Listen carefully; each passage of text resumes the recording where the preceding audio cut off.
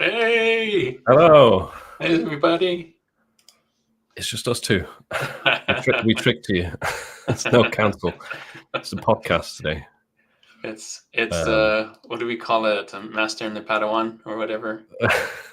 Who's who, though? Yeah, you can be it. I'll be the Padawan. I'll grow my tail. Oh, you've got like 20 years of experience. That wouldn't work. Okay, the other way around then. So we've got a few people that are delayed and that are coming on in a bit. So you'll just have to deal with us for now. Yeah. Hello, Anouar. Hello to Tunisia.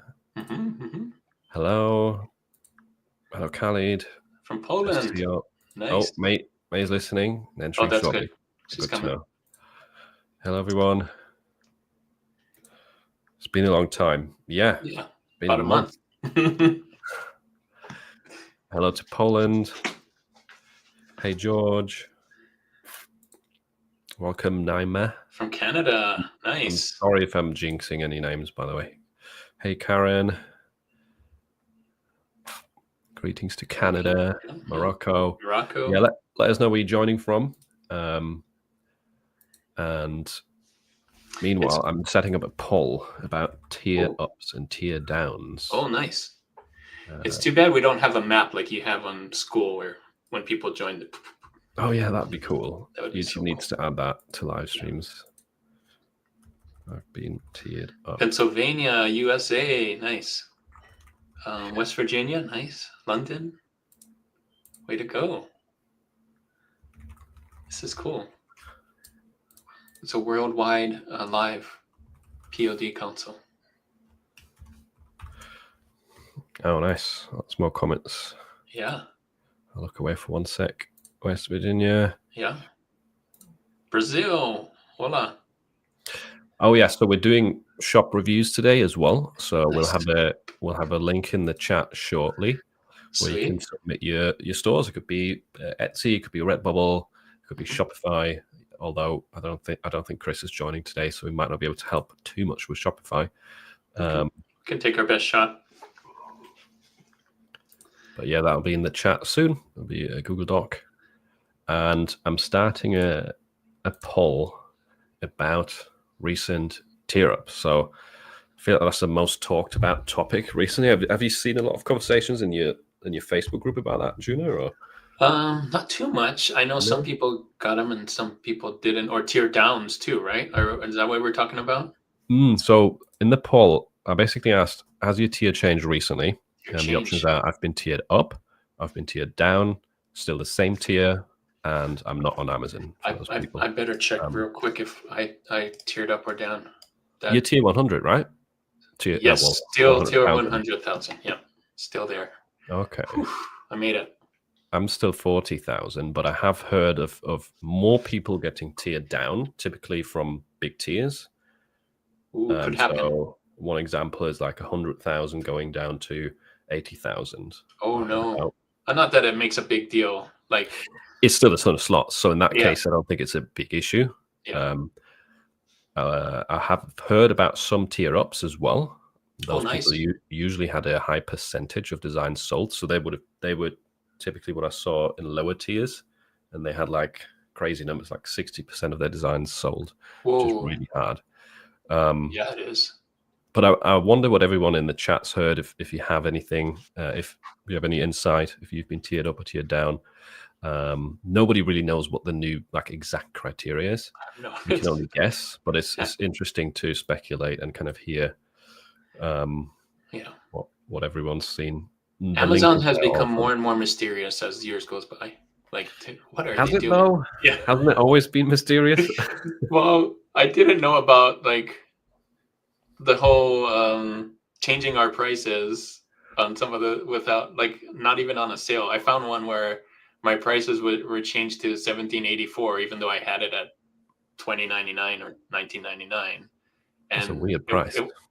Yeah, and it wasn't even on sale. They just changed the price. They're like, "Oh, we think this price is better. Thanks for your suggestion of $19.99." But yeah. I mean, they have ran events before or promotions for like a few days or a few weeks where the design gets locked. So it has been there before, but you were able to opt out. Now it seems like they're pushing this a lot more. Yeah, whatever. I haven't seen anyone who's said that it's benefiting them in terms of like increase of royalties. I think for most people, the sales have kind of stayed the same. Yeah. But I think Amazon has always been super vague with everything. Like the previous tier up situation, the consensus was, oh, you need 100 sales if you're in tier 100, and you need to have your slots filled by 80%. But there was so many people who did that, and they still didn't get tiered up. So, or there was people who didn't fill out their slots, and they still got tiered up. So it was never clear. Yeah. Which. Or why something's rejected. Like a lot of times, like something's rejected for a reason. Like, oh yeah, that was trademark. Whoops, I forgot to check. But then there's sometimes where it's like, I have no idea why my shop closed down or why this was rejected. At least that's what people are saying. I've heard in mine. Like, I have no idea why this got rejected. Why did my shop get closed down? I don't know. So. Yeah, it's hard to get a clear answer out of Amazon, isn't it? Sometimes. So what's the poll saying? So so far we've had 32 votes. 70% say it's still the same tier, but 3% say I've been tiered down. Ooh. 0% tiered up so far. Oh, more tier downs than tier ups. That's interesting. At least in this chat so far. I'm guessing, and again, this is just speculation, I'm guessing that their new kind of threshold for getting tiered up is very, very strict, at least at the moment, because it seems like the people that got tiered up have really high percentage of designs sold, like a very unrealistic number for most people. Yeah. So that's probably why there's less tier ups than there is tier downs, because especially in the higher tiers, having even probably like a 20-30% of your designs sell in tier 100,000 is not easy, because you have so many designs and you can only refill them with scaled stuff. True. If you're that high, why do you think? What do you think the reason is for this change? Like, I feel like are they trying to penalize people from not uploading a lot, and they want people to upload more so that they get more fresh stuff on Amazon? Or I don't know. That's my guess. I think there's multiple reasons for it. Yeah. I mean, the first thing being that Amazon's goal is obviously to show the customers things that they want to buy. Yeah. Right. Or that they're of very high likelihood of buying. Yeah. And I think if you give people too many slots and too many product options and stuff like that, it just turns into this, because the previous goal was to fill out your slots to get tiered up. That's what everyone assumed, right? Which meant people were just mass uploading things quickly, not really focusing on quality. AI which to Amazon AI is that's another topic. Yeah. But generally, even without AI, people were just uploading, me included, scaled designs, which was helpful in the sense that some of them would sell and it would help fill out your slots.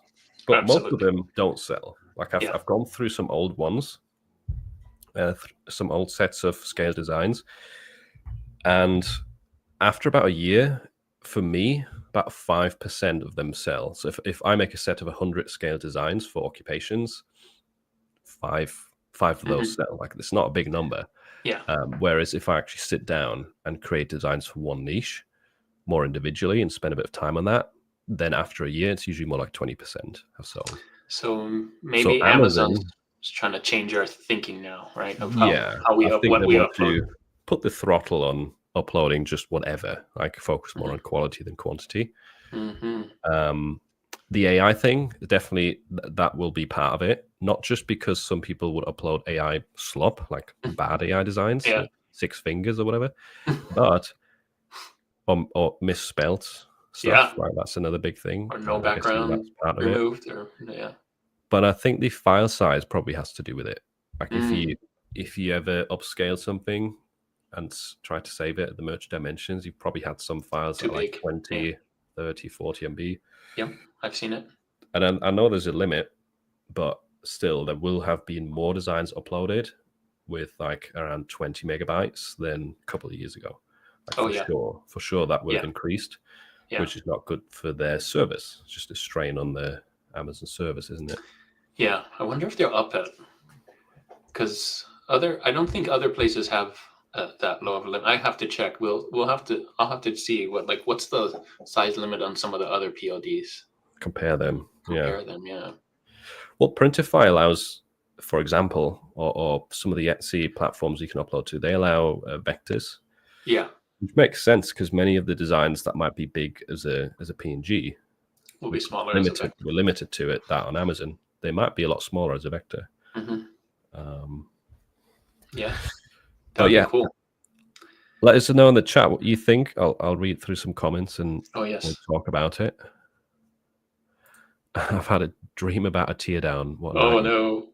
Hope it doesn't happen. That's everyone's worst nightmare, I think. Yeah. But I think generally the high tier people that I've seen getting teared down, they have taken it fairly well because they didn't have their slots completely filled in, and they still have a lot of slots left. It's not like they went from 100,000 to 500. Yeah, same. I only have 14,000 designs, so if I got tiered down to 80,000, there's still a lot more slots for me to fill. I don't know if I'll ever reach 100,000 slots, right? So what if you got tiered down to 10,000? Would that annoy you? Yeah, because then I guess they would have to take away some designs. I don't know how that would work because I have 14,000. But if I was tiered down to like 20,000, that would anything below 20,000 would kind of annoy me because I'm that close to them. Yeah. I'm asking because some of the people that were tiered down, they got tiered down a little bit below their filled slots. Really? How does that even work? Like if you have 85,000 products live and you go down to 85,000 designs live and you go down to tier 80,000, that means you can't upload new stuff before you delete 5,000 listings. Oh my gosh. Yeah, that would be annoying because then you'd have to go and I guess you could look and find things that haven't sold in ever or within the last 2 years or whatever and then remove those. But that's what I would do. That's what I would do too. But and we have a third. Hey, May. Hello, boys. Hello. Welcome to the chat. You're just on time for the Amazon merch discussion. I'm sure you're excited. I think I was trying to skip that because I have nothing to say, but Why are you not on merch, by the way? I had a very good reason a few years ago. I don't think I remember it now. But I think that it was a banking or something like this. Like they didn't have really payments to Israeli accounts. They do now have on KDP, but it won't really excite me that they have it now because I'm not really into just t-shirts and stuff. Like what I'm doing is more very niched, like in separate niches and a lot of patterns. So yeah, which you could only probably put on pillows and phone cases in Amazon's case, not. Yeah, I prefer to put them on like bed sheet sets and fabrics on Spoonflower. Yeah. Yeah. Amazon needs bigger products, bigger for that kind of stuff. Like I feel like higher profit products. Yeah. I don't know if it's just higher profit. It's like I look at it now and I'm like, I might be able to spend like an hour a month on that. And I don't don't see the point. I feel like my design style is very different.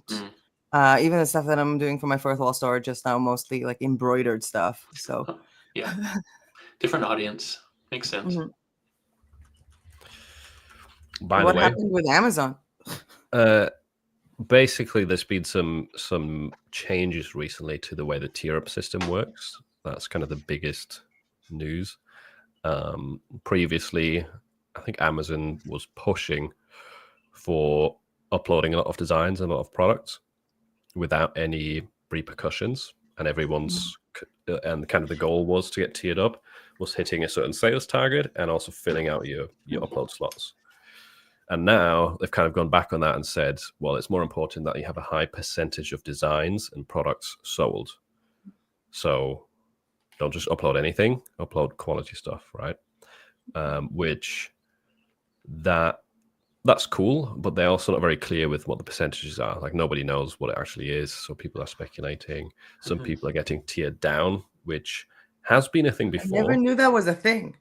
It hasn't has been. been a thing before, but not very. It was very rare. There was some people who got into Amazon merch through Amazon Influencer Program, and they got like tier 1,000 accounts, for example, straight away. And some of those were dormant. I didn't really use them. I think I'm going to do the influencer program of Amazon faster than I'll do probably merch. Just for like, book affiliate links and stuff like that.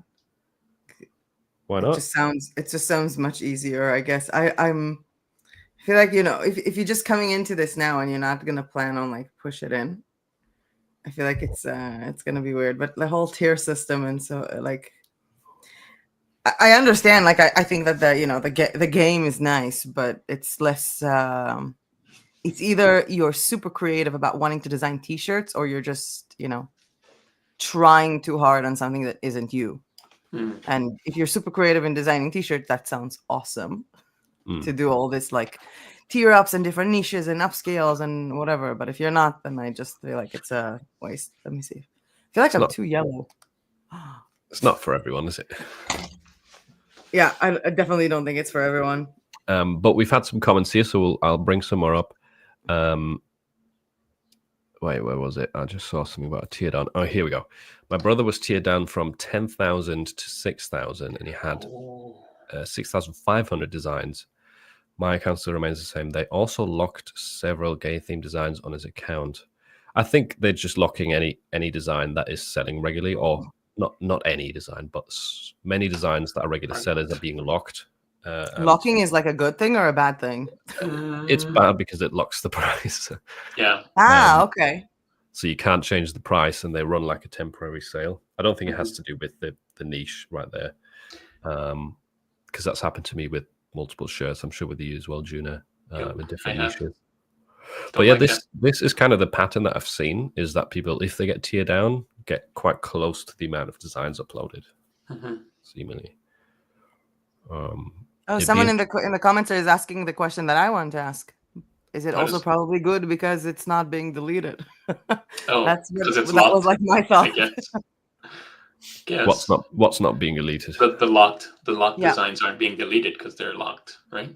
So that means they're getting sales. I don't know. Nothing's been deleted, I think, so far. That's another weird thing with Amazon. Like, originally, do you remember that they would delete designs after a year? Yeah. If they haven't sold. That's right. Which makes total sense. Like, I was all for that, but that helps me. That.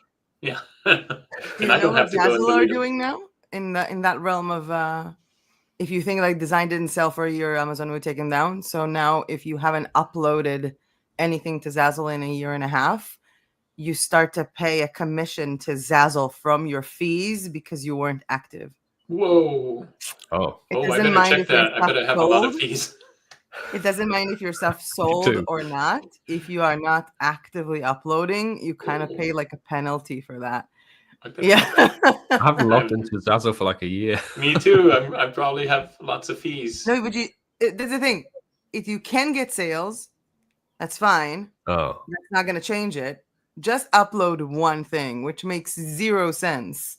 It's not like they're removing the things that are not selling and just taking space. It's like, did you forget us for a year and a half? And just made passive money? We're going to take that money, some of it away. Yeah, just upload like a notebook or something. These POD sites don't want us to be super passive anymore. Yeah, they're trying to. I feel like they're in the last few years, they're trying to fight more for the seller than for the buyer, which is, the minute you actually fight for buyers, sellers will come if you guys have buyers. But definitely, I feel like they're missing the point on that one. Yeah. Stuff out there. With another comment here or question: how do you keep track of which designs work or not with 40,000? Well, you can look.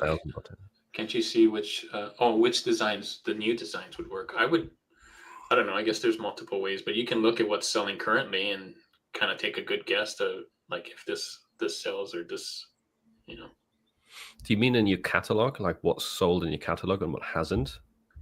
With like loads and loads of uploads, is that the question? Because if that's the question, I keep track of it with there's multiple tools, right? Productor is a free option, That lets you kind of filter through your catalog and see which listings have sold, which ones haven't. Yeah, and I then use you can Pretty also Merch. Pretty Merch does this. Pretty Merch is an option which does struggle with bigger catalogs. Yeah, it really does struggle with mine. The one I've been using a lot because I don't trust Producta really is Merch Rex. I think they are really good at like filtering through your catalog and bulk deleting stuff if it hasn't sold. Stuff I feel like that. I'm learning so much right now. You can't just go to Amazon to your account and see what's sold. Not really. That is insane. I know. You think they would put that in, but you have to use alternate tools, other tools. I never imagined like the back-end systems of like TeePublic when you can like download an Excel file of what sold would be more advanced. TeePublic is like futuristic compared to Amazon. It's crazy. Yeah. That's really sad. Although my TeePublic, for some reason I can't download the CSV file every time I try and download it, and never gives me the CSV file. I have to go and ask for help every time. And you make me want to check because I haven't downloaded it in a while. Let me see if it's a you problem or if it's a we problem. It's probably a me problem, but yeah, it's every time I have to email TeePublic and they're like, "Oh, here it is. Thanks." But, well, at least they help you out. Yeah, they're nice over there. But I haven't been in TeePublic in a very long time. I feel like I kind of just, put everything in place and just forgot about it. I just get the sales emails. What I really like about TeePublic is that there's like 3 different ways to make money on TeePublic. So there's your sales, then you can sign up for affiliate, so you can like send links of other like whatever top sellers on there. Like you can share that on social media if you have an affiliate link, and you can make money that way. And you got a sign up bonus. So if you have like a large following and tell people, hey, sign up for TeePublic, you get whatever they sell when they make a sale. You also have the curator.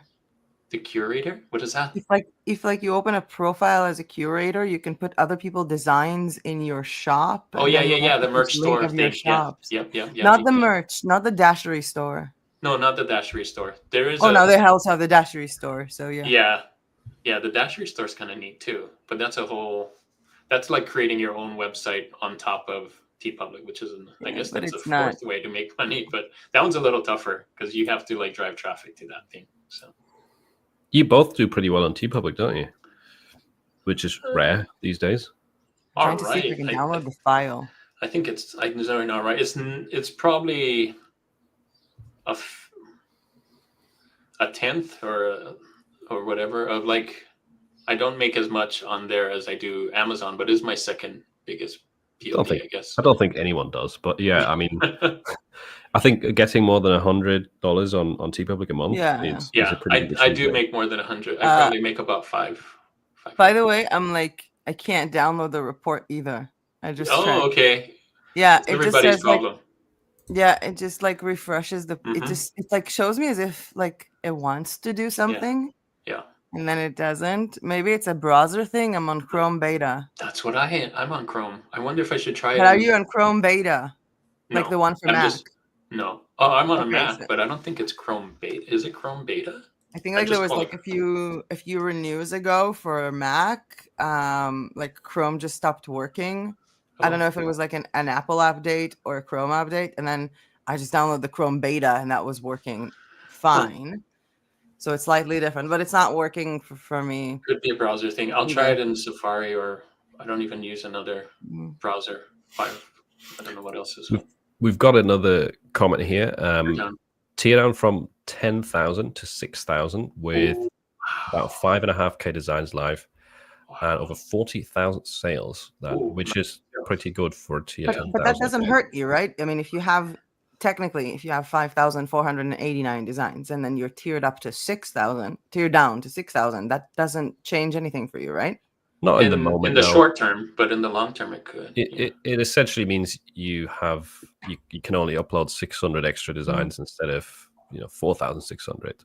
But yeah, in the moment, it doesn't really make a difference. It just because I was wondering if it did happen to someone when the tier down actually deleted their products. No, that's not happening. That's what I was thinking. Because someone wrote something that they were removed from 6 to 4, but they had 4,500 designs. Yeah. Does that mean that 500 designs just poof go away? No, you have to delete them if you want to add more.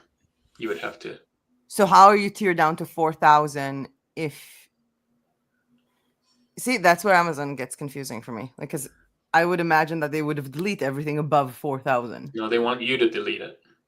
Oh, that's fantastic. They want you to do the work, the dirty work. Yeah. See, this is also weird because this person's saying 9,000 products sold. Yeah. In tier 6,000 with 4,500 live designs. That's a lot of products. Like that's, I would say that's a good percentage, right? Yeah. Yeah. I mean, we don't know how many products you have uploaded, but still, that's a good amount of products in a relatively like a medium tier.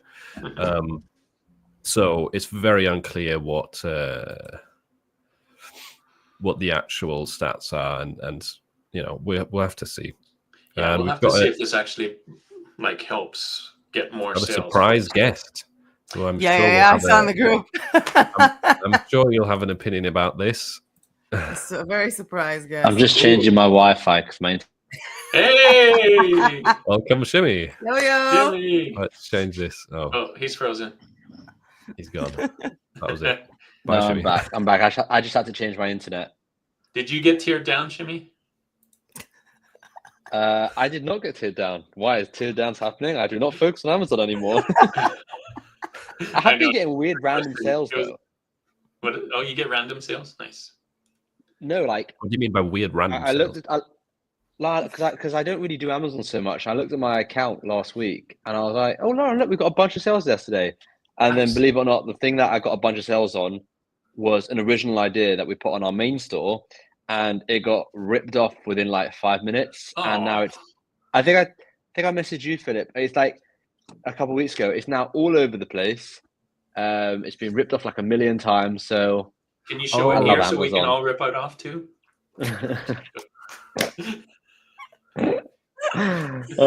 But it was a really good sign for me because it's like I put the design on, and then within a week it took off. Well, in a few days it took off. It almost immediately got ripped off, and Lauren said to me, "Why? It wasn't worth it. Like let's just keep it on our own website and not have it everywhere." And she was right once again. So have you been reporting it then with that tool I sent you, or?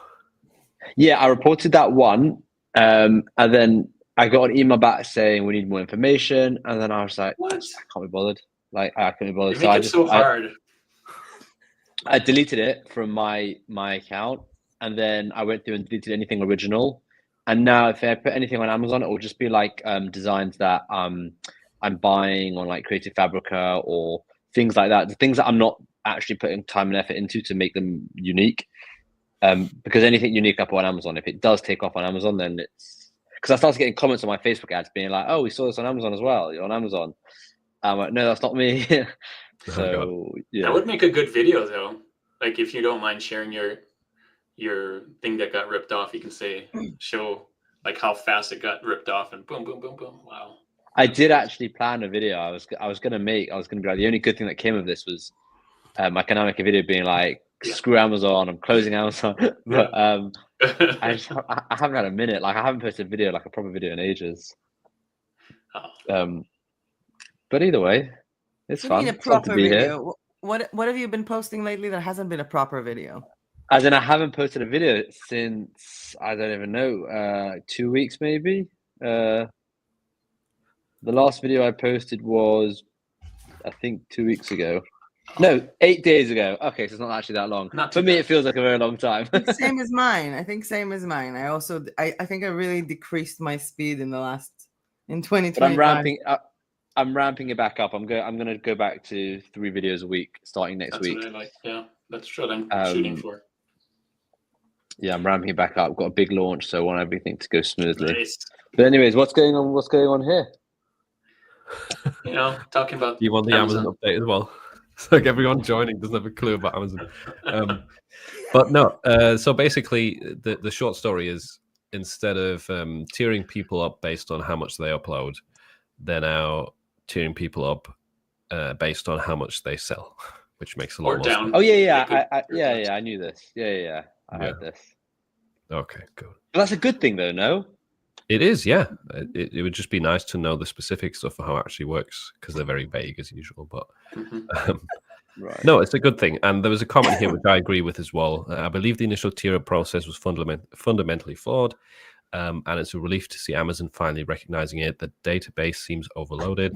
And there's little sense in promoting sellers to the 100,000 tier when over 70% of those designs never make a sale.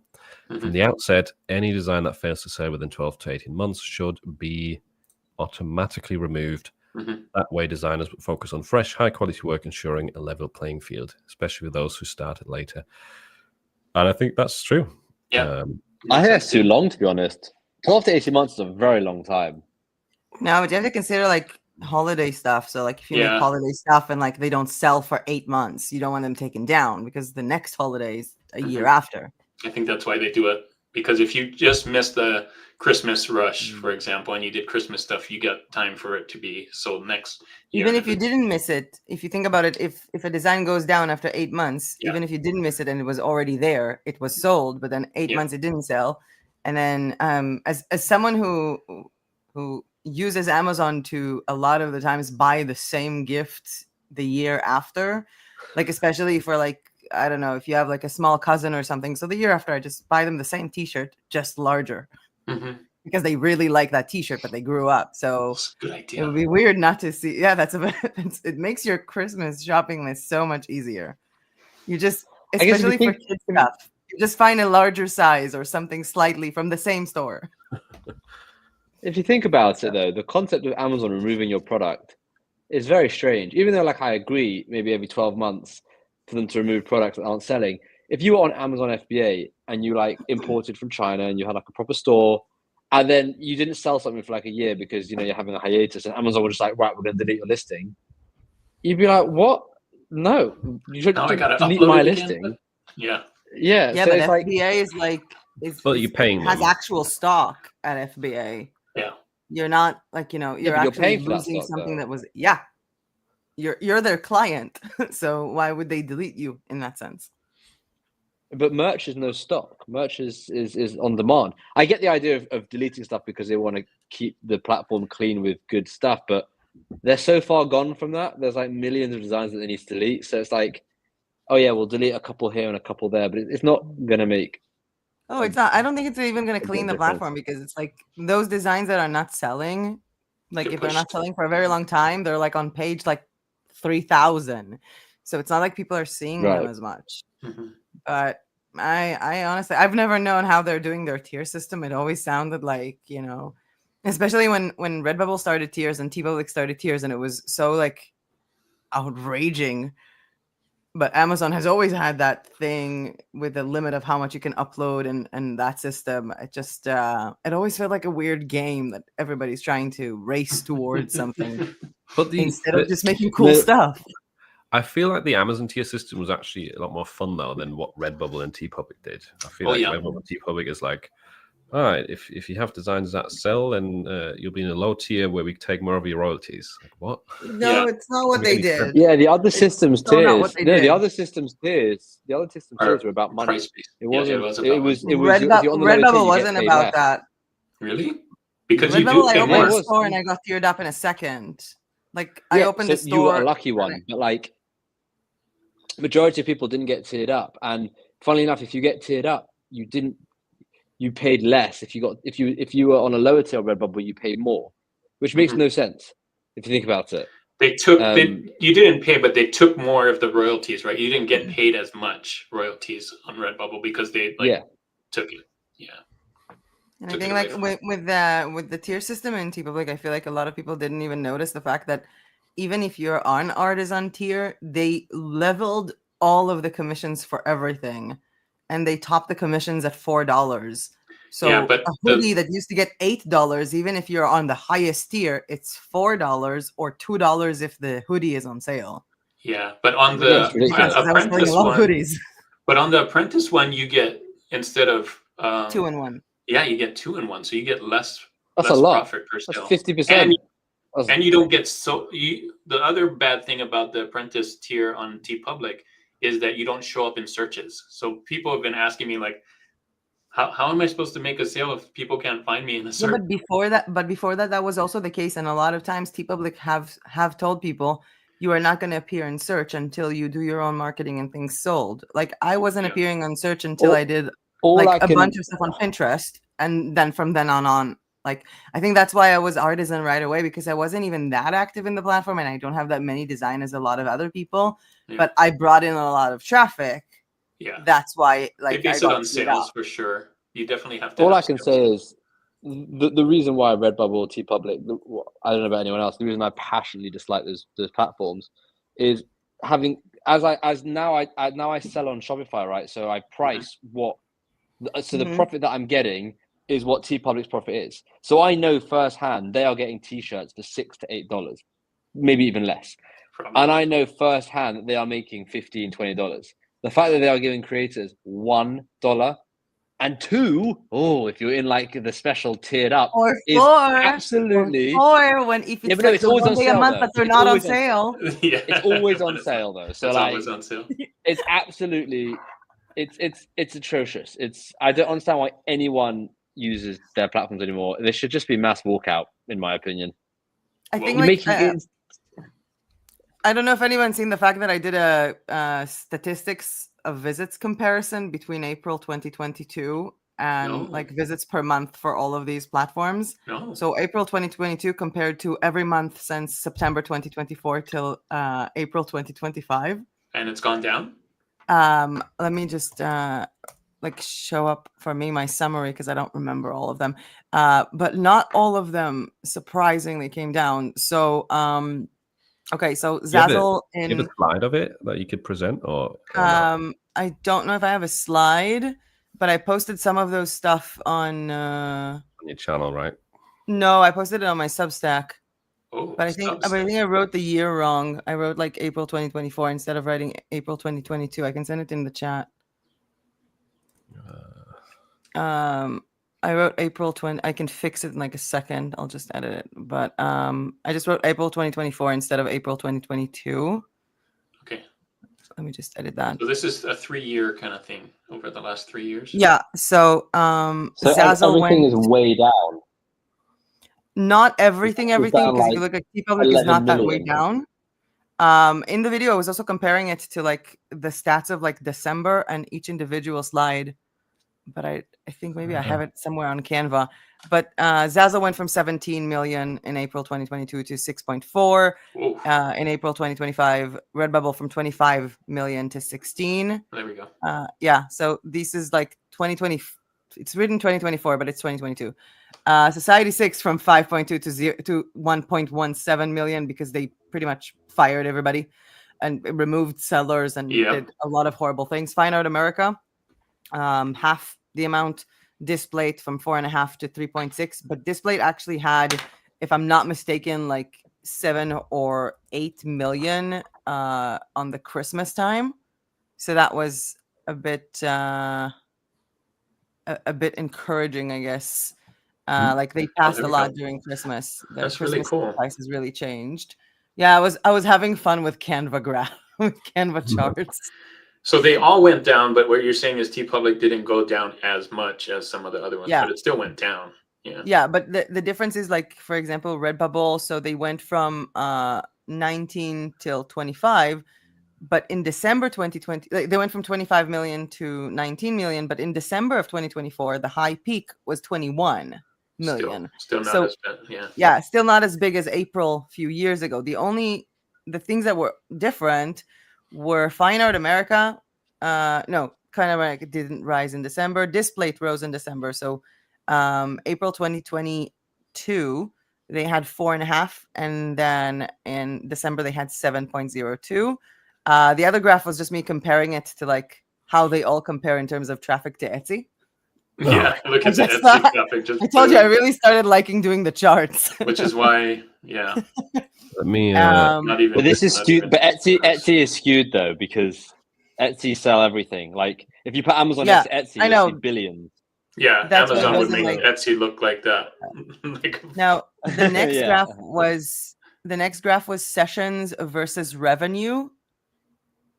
So here you have something very interesting because in almost Sessions all are the still good. platforms, the sessions were less than the revenue in millions, other than Redbubble, where the sessions were more than the revenue in millions. So that was pretty odd. And then I added. have you seen the designs on Redbubble? It's because people come to Redbubble and then realize, what am I doing? It's not Go to even like Redbubble and look at like the latest added designs. a lot of And them it will are say actually everything. in the video. I was like analyzing the possible reasons for all of these platforms and why this happened. But in Redbubble, it's like half the time I post something or search for something, I would find porn. Like On Redbubble? Oh, I have Yeah. the mature setting tried. turned off. no, I have my settings to not show mature content. And it's still? Because people won't tag it. They would just tag it with the random like tags that are currently Yikes. going, and What are then they doing like, over there? it would be some kind of like movie scene from somewhere. And then there is the same graph like this one, but with conversion rates on it. Philip, that's the exact same one, but with conversion rates on it. So that was a little bit of a surprise to find out that like Society 6 out of all of them had the highest conversion rate. I guess you only go to the platform because I think like it also was affected by the fact that they kicked off most of their sellers. So if you're going on the platform, you're probably a buyer. Wait, so That's crazy though. How are actually the same these thing. are so low. These conversion I know, rates that's are so insane. low. That's crazy. Mhm. Yep. But you have to Like consider the fact that even the e-com is 2 to millions, 3. E-com Yeah. is 2 to 3%. That's like average, right? So that's good. But like these are still ridiculously low. For example, last week our conversion rate was 8%. We're not Wow. getting a But you have million visits- visitors. but you Yeah, have but, visits like- that are the sellers. That's the problem. If you look at a lot of these platforms, if the traffic remained the same, but it counts the sellers who are logging in to upload designs. Oh, These are not that's just buyers. skewed. Yeah, that's These are skewed. visits per month. Oh, And the biggest surprise that I had was the next graph or chart, which was the average order value in US dollars for each platform. And here we have like a between. So Zazzle take the lead from average order value between 225 to 250 US dollars. And then you have Fine Art America and Society 6 because, you know, the Where's price of this things from? is just more How do you expensive. have how do you have this? Some of them from Let's see Similar them. Web, some of them from, oh my God, I forgot the name of the site. Grip, if I'm not mistaken. see. The statistics of grips. I have a lot of statistic and data tools. I'm much less But into the t-shirts AOV and a lot being more into information. $250 AOV is insane for print on Yeah. demand. That seems excessive.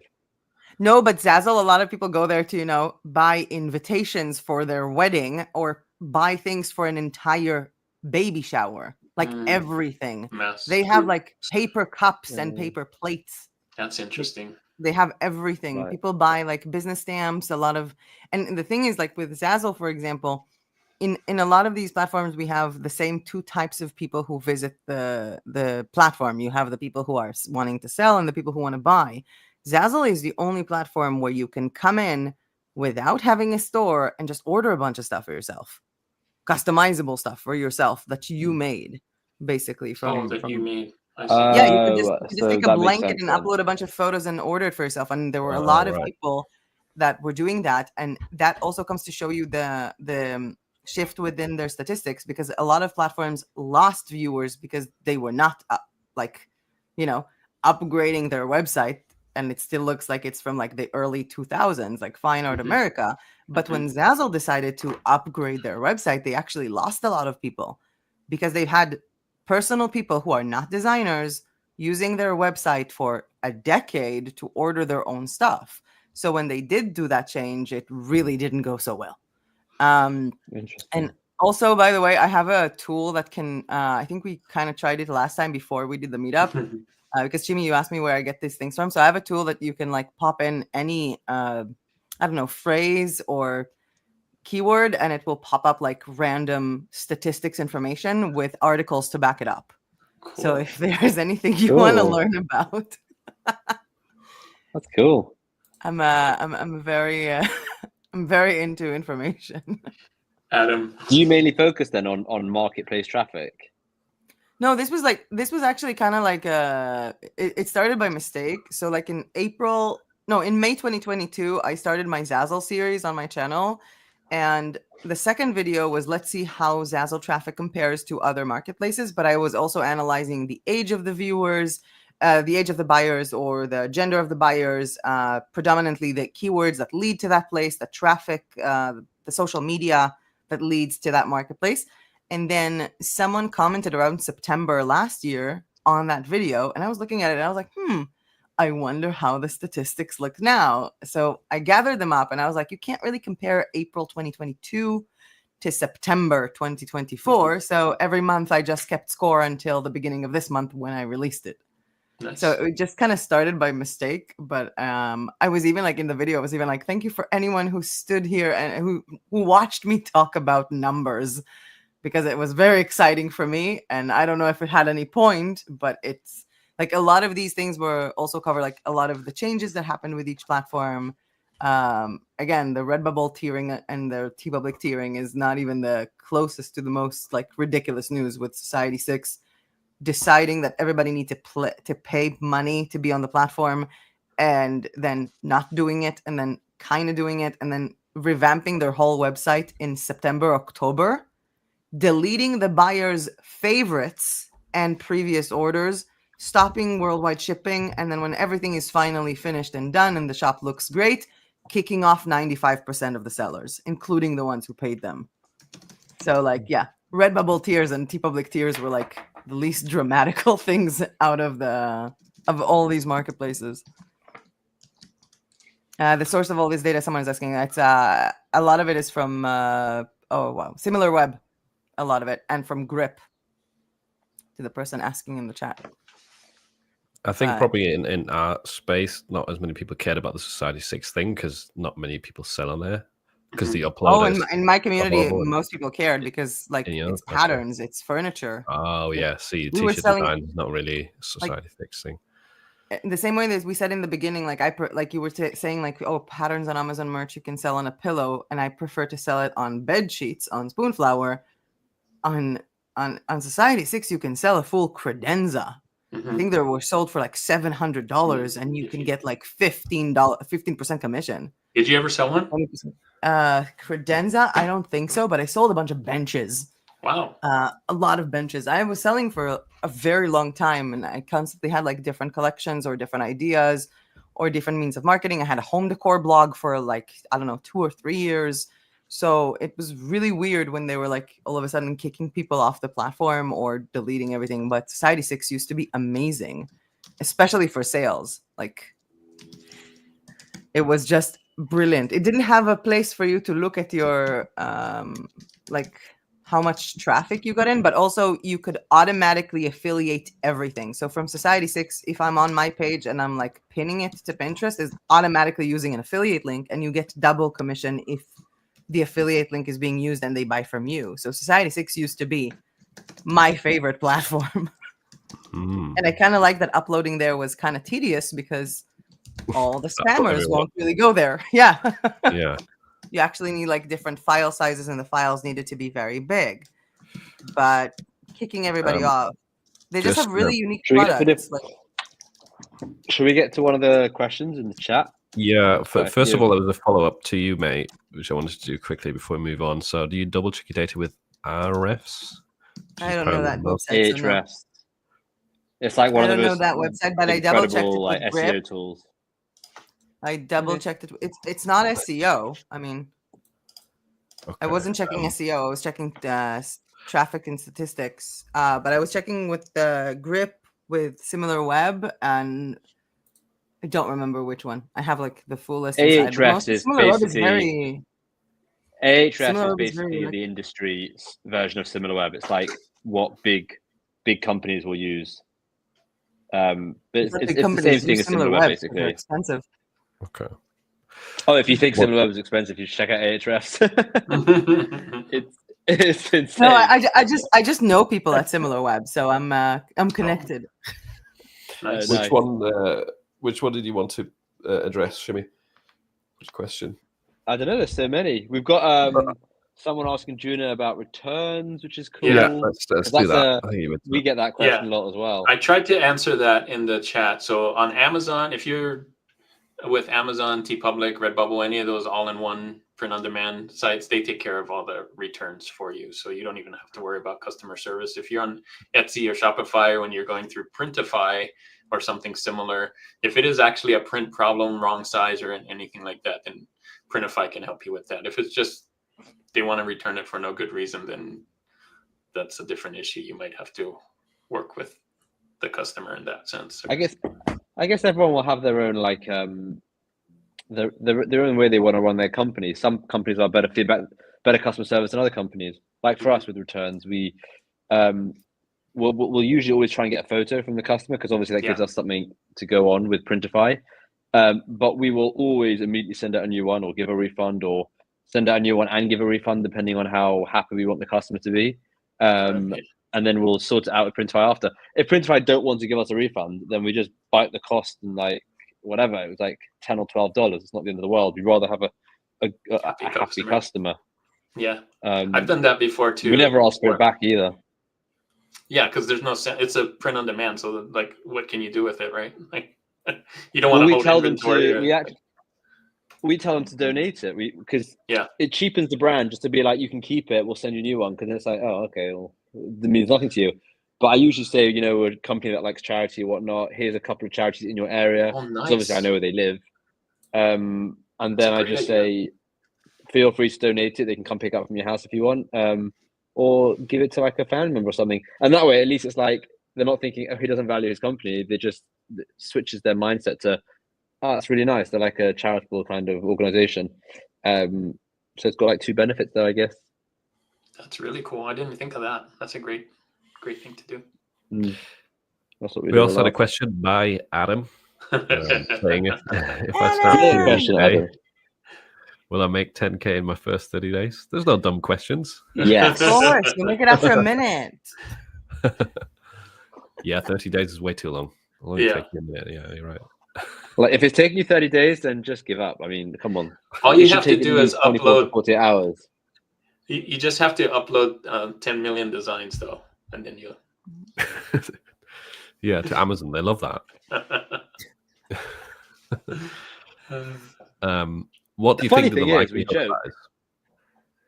The funny thing is, we joke, but we joke about it like, oh, it's impossible. But it's actually, depending on the platform and the process that you're using, it's actually not that crazy.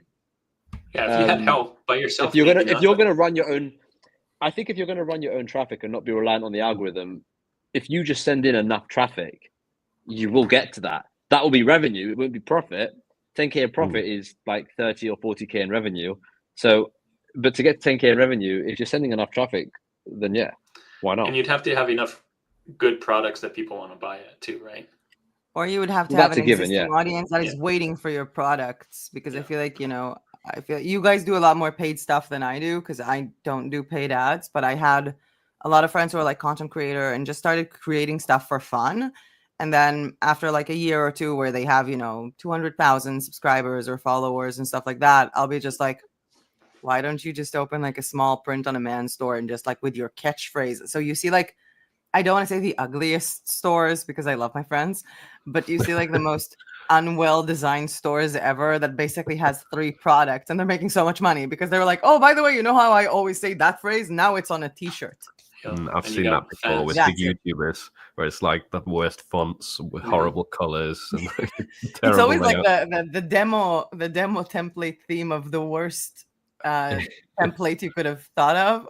So, yeah. So I mean, to come back to the question, if you start POD today, I think it's highly unlikely because you probably don't know what you're doing, right? But if you know what you're doing and you drive traffic, like Shimi said, it's achievable. It's just unlikely. In fact, I'm doing an interview. It'll probably take you.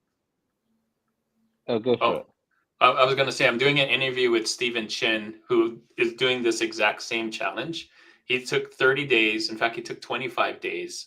He opened up an Etsy store in 24 hours, and then added lots of products to it. And in 25 days, he made a big profit. And I'm not going to disclose the exact profit, but it's close. But I don't think it was like the first time he's ever done it.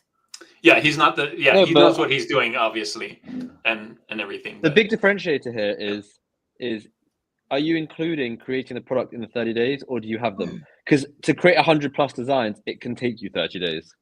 He talked about how to create those. So he did a search for what product it was on Etsy, and then he already had like all these designs in his bundle pack, and so he just like threw them all on different products in the first 24 hours, and then the rest of the days he used to market and all that stuff. So it was a pretty interesting thing. He should have it on his channel next week sometime. But yeah, it's pretty cool. Then there was someone asking, are less tags better than more tags? Oh. Or the more tags, the better. This is probably referring to Redbubble. Or Amazon. I know this person sells on Redbubble. No, I know he sells on Redbubble. I think you have a limit on tags on Redbubble, right? Redbubble is 15. I think you have 15. At least it used to be only 15 tags that you can use on Redbubble. So you'd have to pick the right tags, I think. Is any of us still I think on of Redbubble? a tag. I'm on Redbubble, yeah. No. Really? I think of a tag like a lottery ticket. Every tag that you is buying another little lottery ticket for the algorithm, and hopefully you win. But if you look at the lottery, there's like 1 in 7 million chance of winning. So yeah, you can do 15 tags, you've got 15 chances, but the 99.9% still won't win the algorithm lottery. Yeah, the way I see tags is it's kind of like SEO, right? It's telling the where to put this in the search and all of that, but you still need a really good design. Like it's not going to help a bad design. It's going to put your bad design on the page with all the other ones, and then when people come, especially if it's a marketplace, the marketplace is everybody's being shown, and the way to stand out in the marketplace is with your design. So I think design first tags, it's kind of lower on the. Yeah, I think on the hierarchy, design is everything. Yeah. Design and research definitely higher than SEO. Research to find out what design to make, so that you. Yeah. I would say it's important the tags are relevant. Like, don't just try and fill them out to fill them out. Yeah. Like, if they're not relevant to your design or your niche, your target customer, then yeah, don't worry about filling all the tags out. You have the main design. The one that you really want is what people are searching for, right? If you're trying to target a certain keyword, then that should be the tag you use, not something that's not the thing that you're selling. Things that are being typed into the marketplace. Yeah. Any tips for driving traffic to an Etsy store? Hey, Shimmy, this one's for you. So really? I would say leave immediately.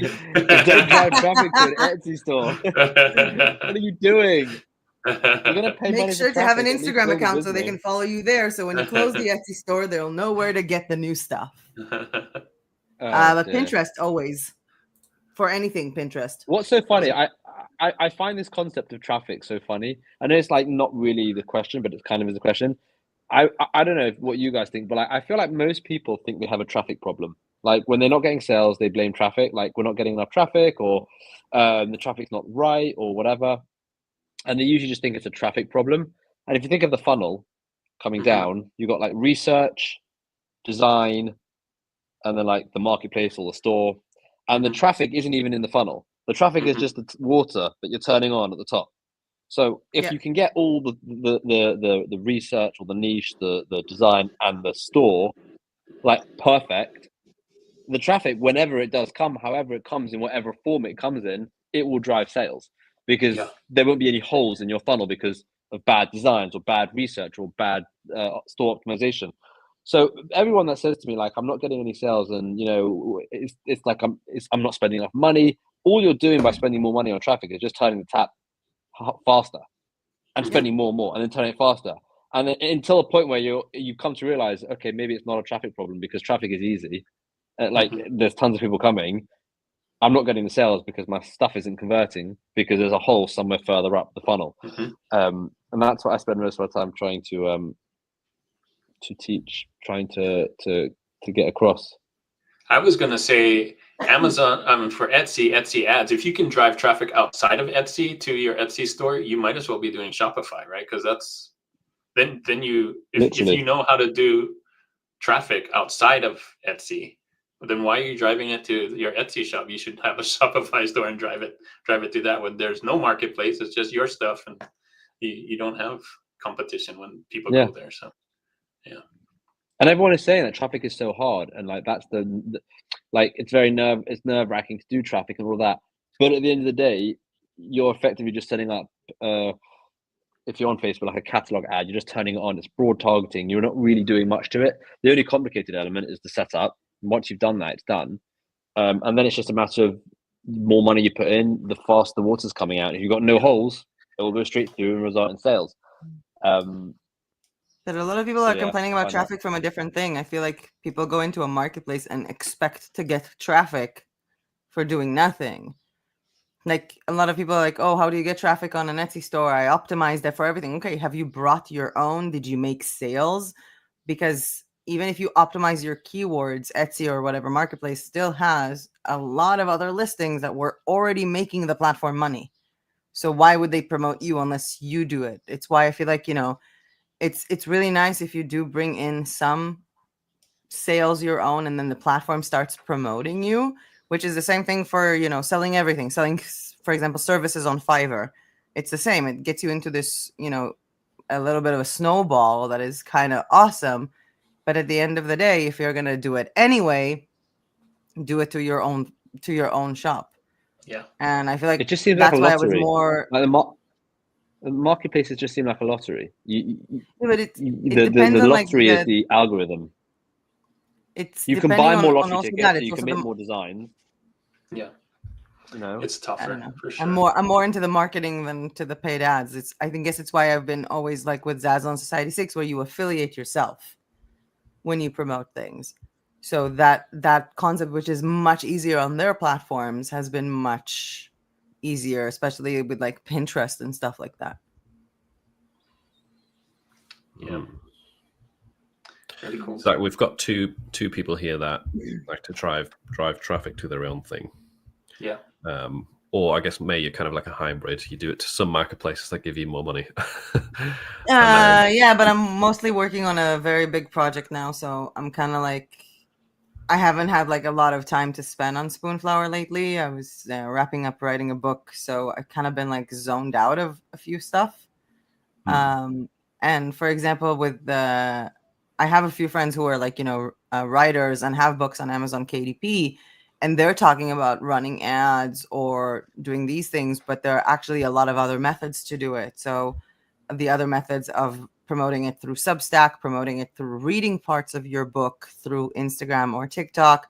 A lot of them are using it through Goodreads to get reviews and quotes from their book there, because Goodreads has a lot of, a big community. So I'm kind of learning that aspect now, instead of just, because I came to the print on demand world after being in like a fashion blogger, like an affiliate fashion blogger coming into that world. So I feel like I'm kind of looking at it from that perspective. I'm always looking at it from an affiliate perspective, only now I'm affiliating my own stuff. Like I'm basically referring people to buy from me. So now I'm kind of learning that process with Amazon KDP, which is very, very nice. And I really like their printing for a lot of the things.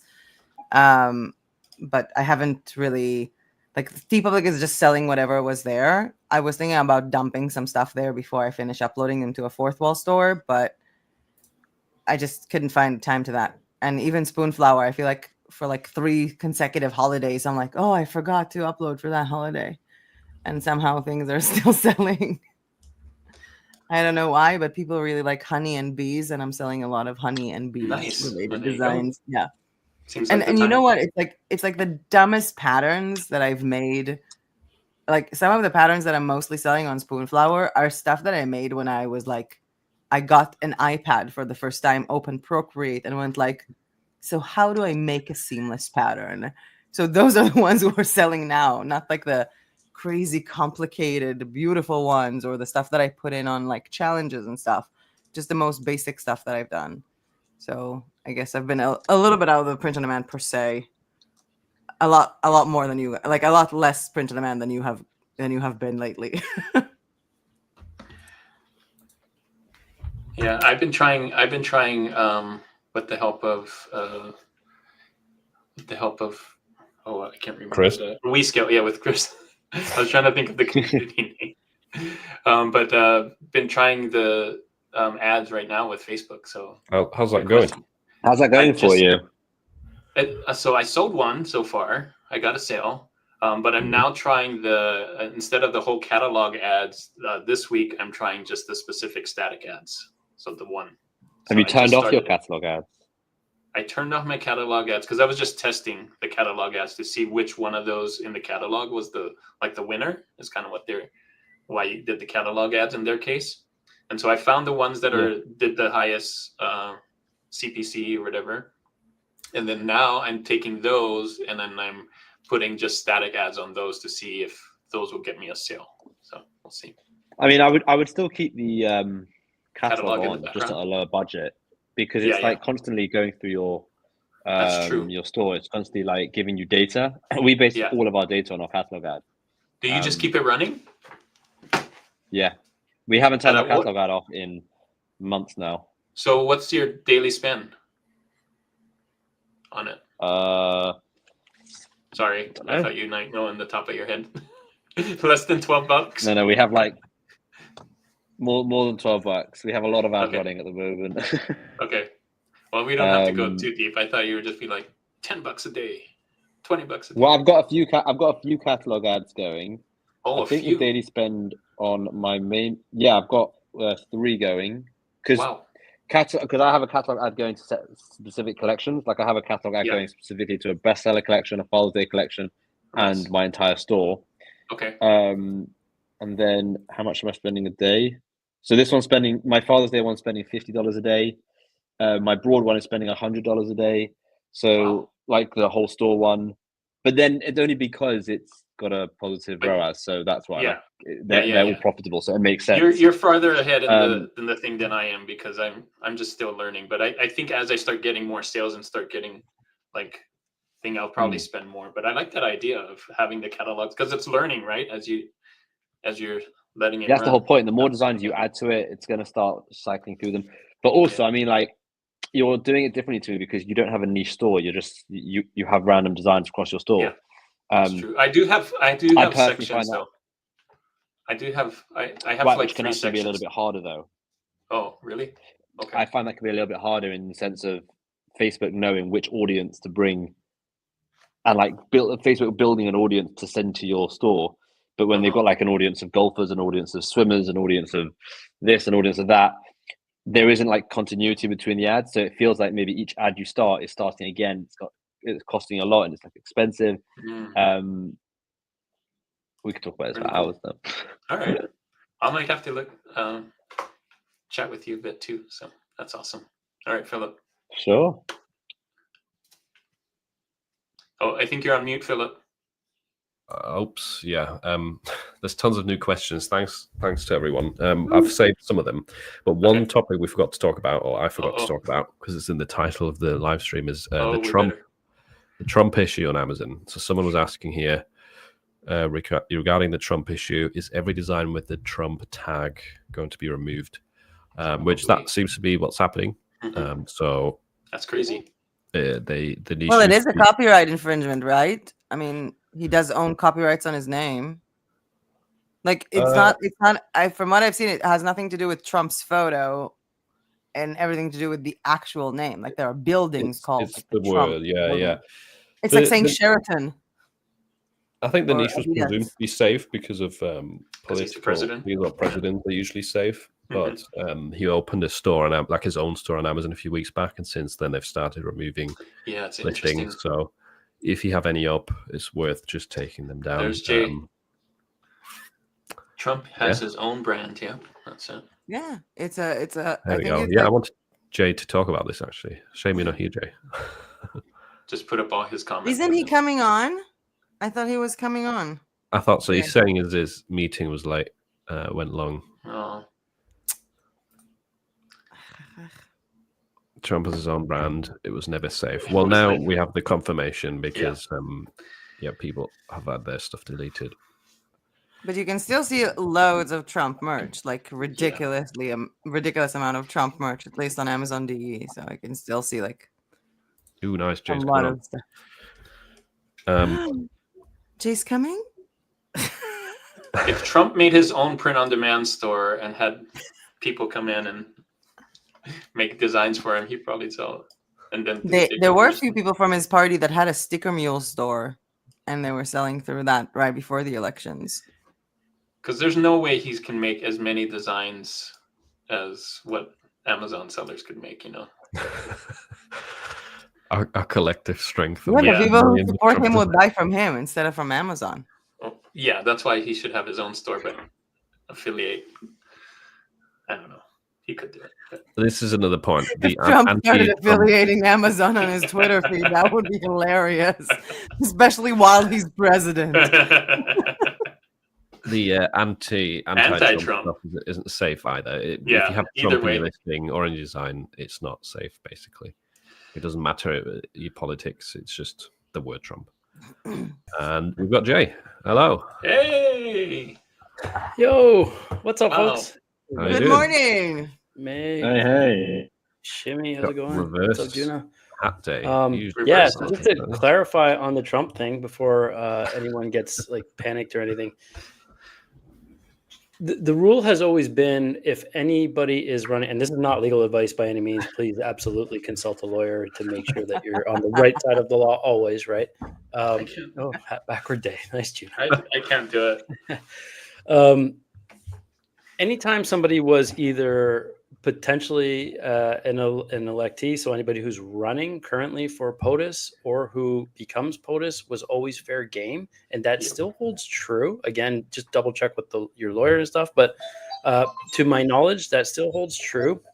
However, once the election is over, any of the other candidates are no longer fair game, and it was only ever the POTUS now being able to. However, what we did see a few years ago when Trump first ran, he was serving takedowns for stuff using his name.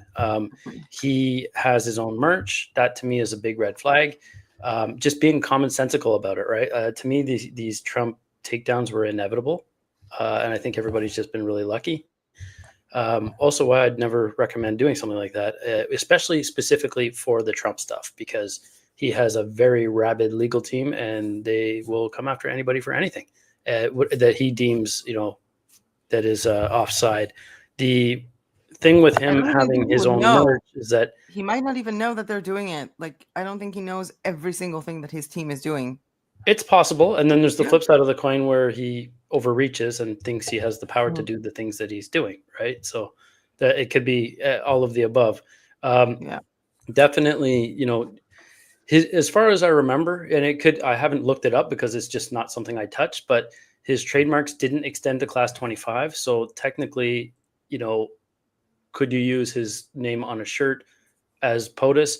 You're supposed to be able to say yes to this, but and it's a big but. It's just that whether or not his legal team goes after you and you have the legal pockets, the deep enough pockets to kind of defend, even if they are overreaching, you'll have to get an attorney on your end to kind of stand up for you, because you're just going to get, crushed by. But these takedowns are not based on you taking down these stuff. It's not even it's not even you standing and saying, oh, do I want to get into a legal battle with them? It's Amazon thinking that. It's Redbubble thinking it. So it's not even like, in most of these cases, these takedowns are not done on a platform that belong to us. So, so these companies are making the consideration if they want to wash their hands off of it or not. Absolutely. Why would they have actually a legal right to decide to do whatever they want. It's their platform. It's in their terms of service, and we all agree to it, right? Just like the tear downs and Amazon, if you guys ever actually read the terms of service, they can boot you from the platform and continue to use your artwork, right? That's crazy. Yep. Yeah. Well, it's less crazy than the TOS of Facebook Messenger on your phone that say they can turn on your camera whenever they want, record you and take photos and keep it. That's on their terms of service too. Nobody seems to have we issues never with read that, those. Yeah. Sorry, I just wanted to make sure that nobody panicked here or anything like that. But don't panic. I would never, to me, any other POTUS, sure. In the first round, I did a bit of Trump stuff, but then you know what? Very quickly, I saw some listings get taken down, and going back 8 years ago. So I was just like, you know what? For me, specifically Trump, no go. Yeah, he's a special case for sure. even if he has no trademark registered in class 25, there can't plausibly overreach. And then it's up to us with our financial backgrounds and depending on how deep your pockets are, you want to go toe to toe with somebody who's running a government, that's on you, right? So, good point. Safer than sorry, especially in a time where it's harder and harder to get in and or to keep your royalties higher and higher. Mm-hmm. Do something else. I've got to run, guys. I've got a meeting to get to. It's really fun though. I've got to come on these more. Yeah. Thanks for joining, Shimmy. Yeah, we'd love to have you on more. No, it was good fun. I feel like we're always some of them more. I feel like we're always crossing paths, Shimmy. And it's so late. Now, Shimmy was waiting for Jay to come and babysit us before he can go. I think I'm a bit late, to be honest, but it'll be fine. I'll tell them. Tell them I had better things to be doing. But no, it's fun. Bye, See you later. Shimmy. Bye. Take care, brother. So somebody in the chat just literally posted my 1021 there. Prospering Woman said, Trump has complete trademark coverage for class 25. So if that's true, go ahead, look it up. I'm assuming you did. If you're posting that, then that's all it takes, right? Mm-hmm. The only reason you would have gotten away with it then, because if there was a registered class on Amazon, for example, is because he was literally running for POTUS or as POTUS, right? That's the only way. Otherwise, I still think it's a terrible idea, especially because he's got his own brand. He was overreaching with only the Tower brands. When was that class 25 registered, Prospering Woman?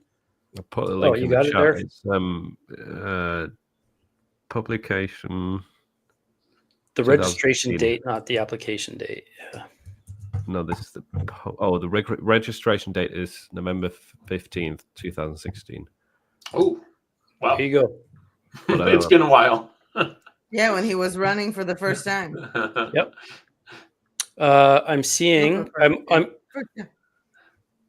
Yeah, primary class 025, first use. He's saying April 12th, 2015. Wow. So we've been lucky to have sold anything for that long, because I absolutely agree.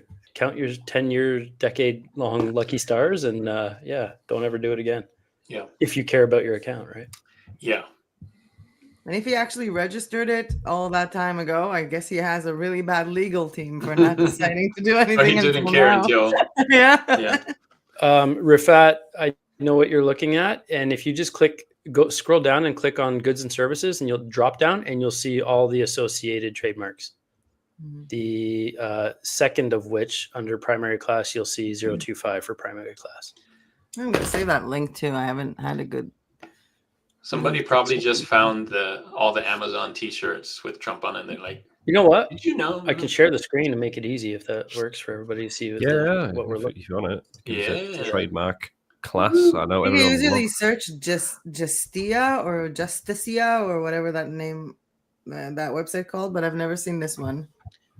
This is Justia is or however you pronounce it, is not what I would call the Bible. It's the USPTO is what we're looking at. That is the Bible. That's the actual. Yeah, that's the thing. Usually my stuff don't need checking. Well, that's fair. Why, present. Share screen. A lot of share screens today. This is awesome. We don't usually do this. I'm gonna have to come up with something. All right, so you guys can see here. There we go. So this is what we just pulled up, right? We got Trump, and then right down here, goods and services. You're seeing class 16. If you keep going, you'll see 025 here. So clothing, namely sweatshirts, t-shirts, tank tops, headwear, long sleeve shirts, baby clothing, and in baby clothing, namely one-piece garments, which we would say baby clothing. But you can't use onesies, right? It would be a baby bodysuit. But also in t-shirts for kids too. So this is it. First use 25. Wow. Registration date.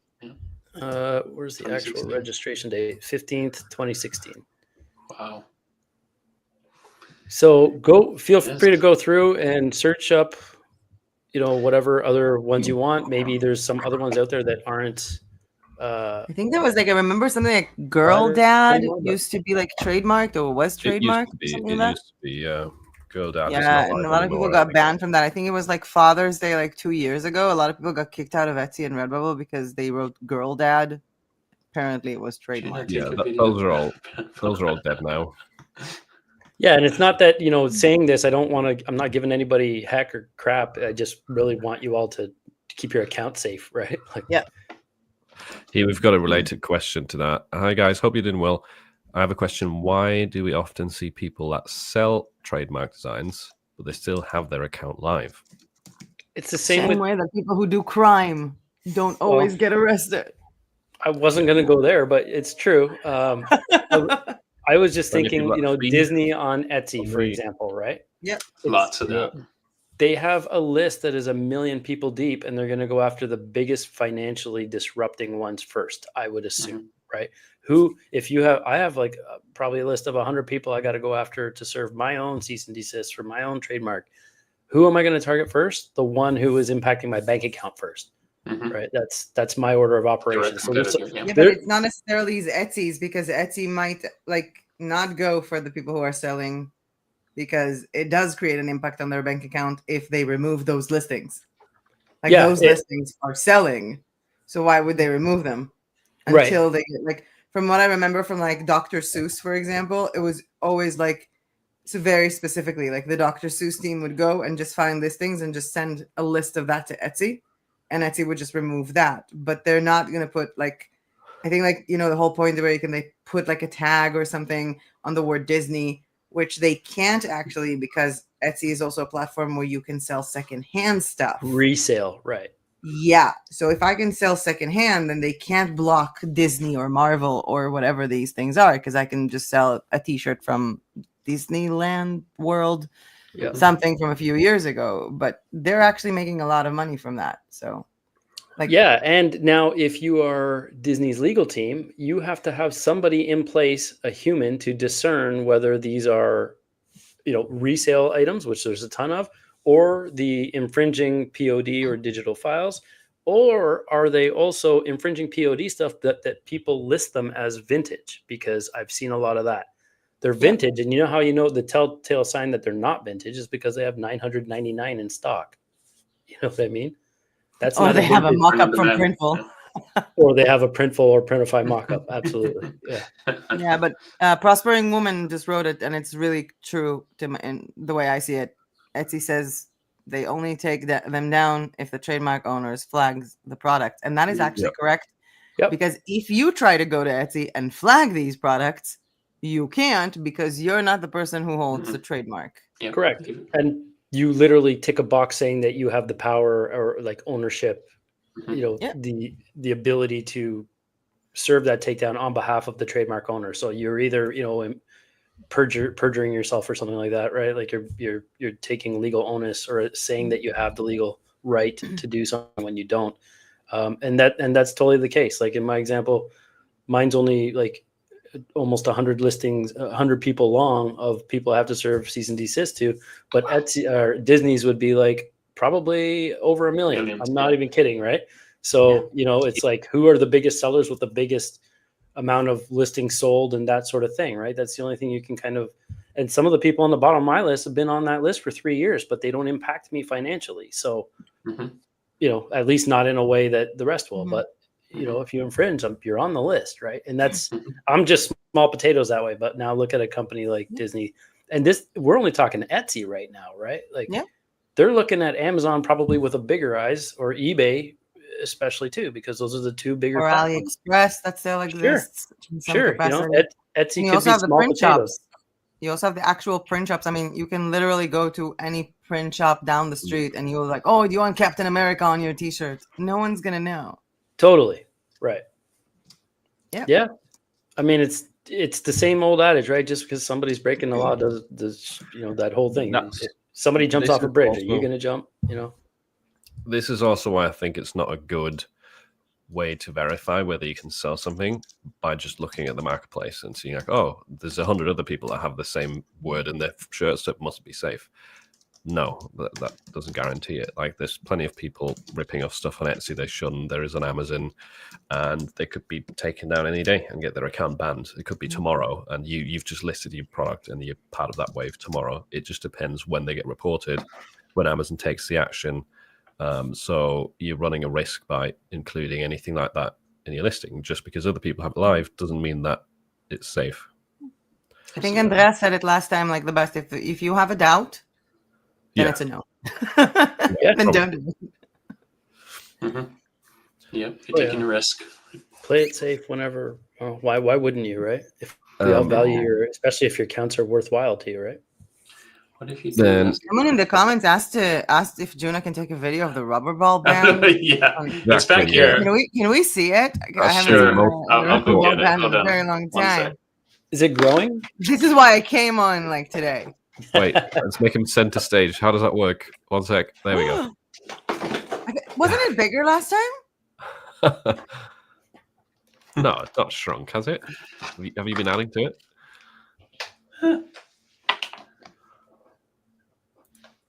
Sorry, did you guys say anything? I couldn't hear you, but there it is. Many things that look smaller. Yeah. Really? How about now? Maybe it's the orange color. How about now? No, compared to your head. I think maybe it's the orange color that makes it look smaller. It's the color. I have to change the color, but yeah, how, I haven't. How often do you do maintenance on that? 2-3 times a year. It's due. It's due for another bunch of rubber bands. So. Okay. Yeah. Ooh, what if you do it as a giveaway? So you'd be selling it. Oh, I thought this was about the rubber band ball. Oh no! No, that was about trademarks. Whoops. I You want to do a just wanted giveaway to- for the rubber band ball? That'd be pretty fun.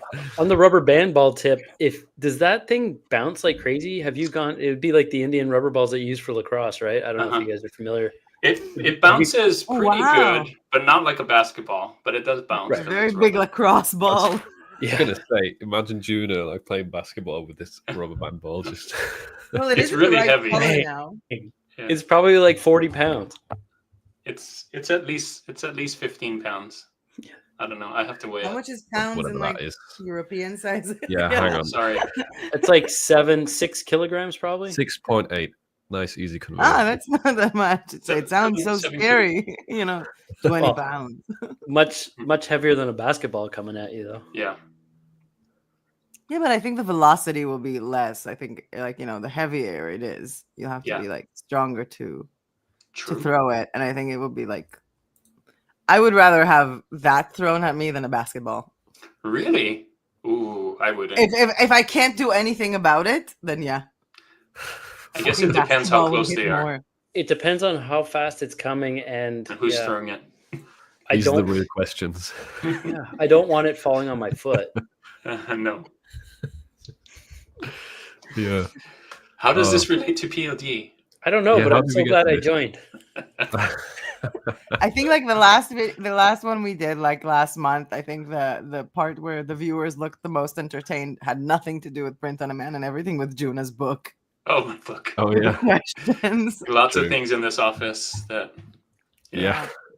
Basically, we're just here for Juna entertainment. But before we do that, I wanted to review one shop that's been submitted. Well, let's do something. Which bring that up. It's a Redbubble shop. Oh, nice Redbubble shop. We don't get very many Redbubble shops. No, we do not. A Redbubble shop, really? I feel so like 2021. Feeling retro.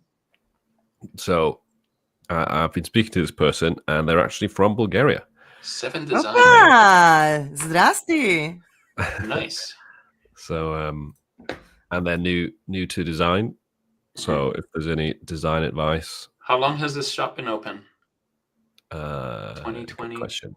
We'll see. It's up the top. It's at the top of the page.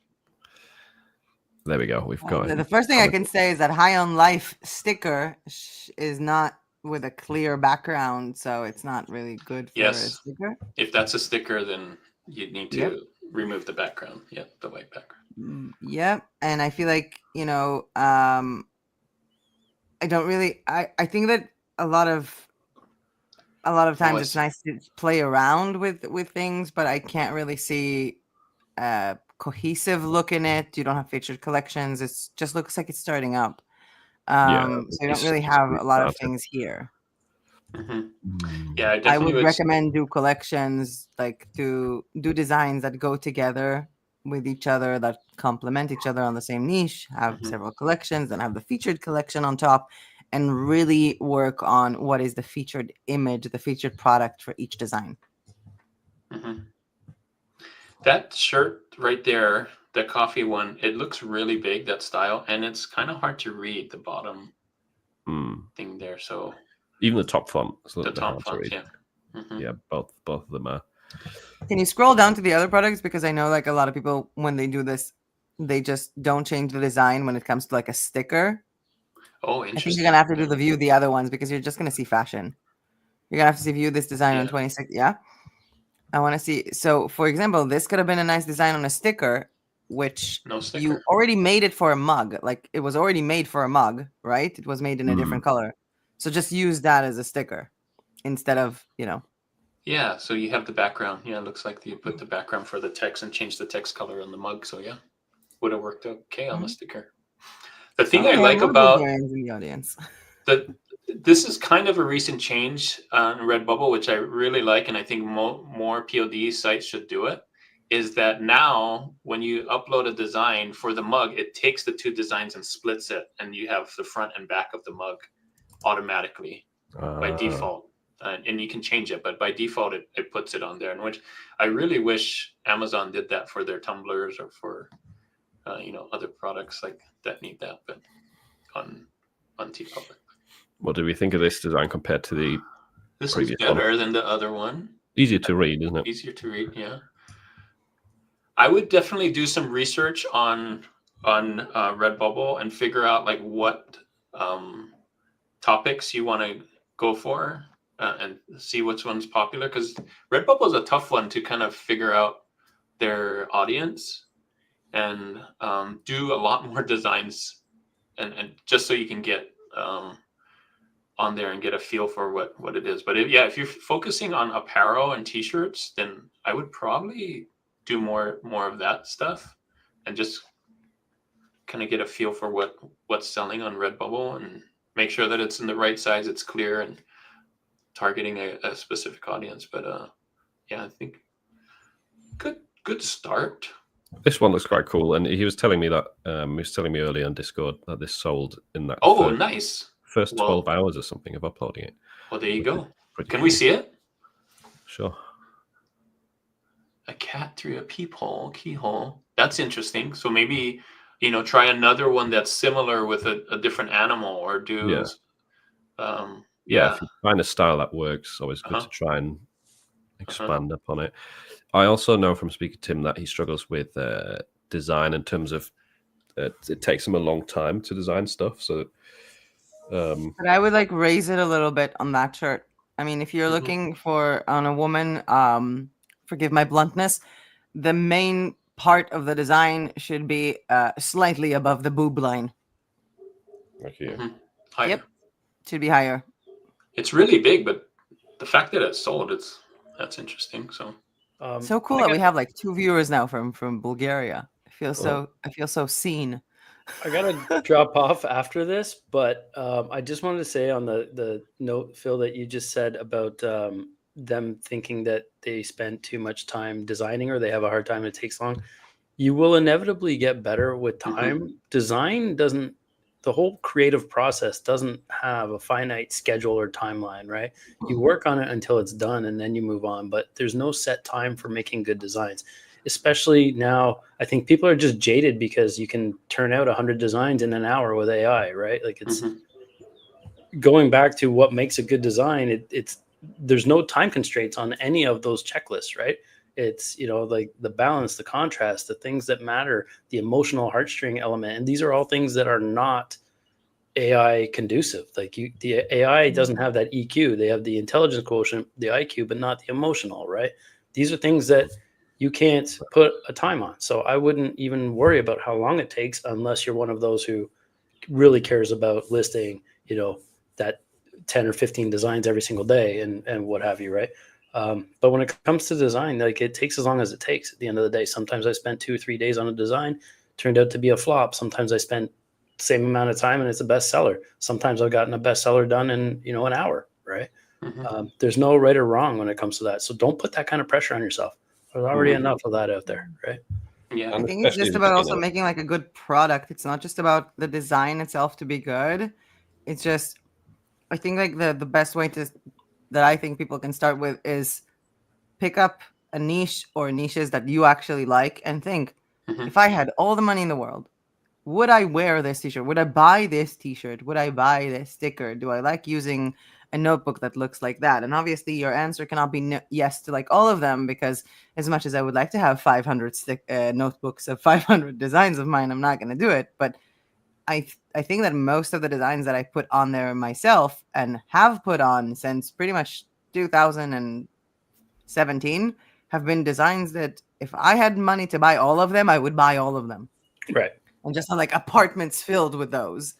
And if you just make something that is actually something that you would wear, that you would use, you're not that special. Someone else in the world is going to like it too.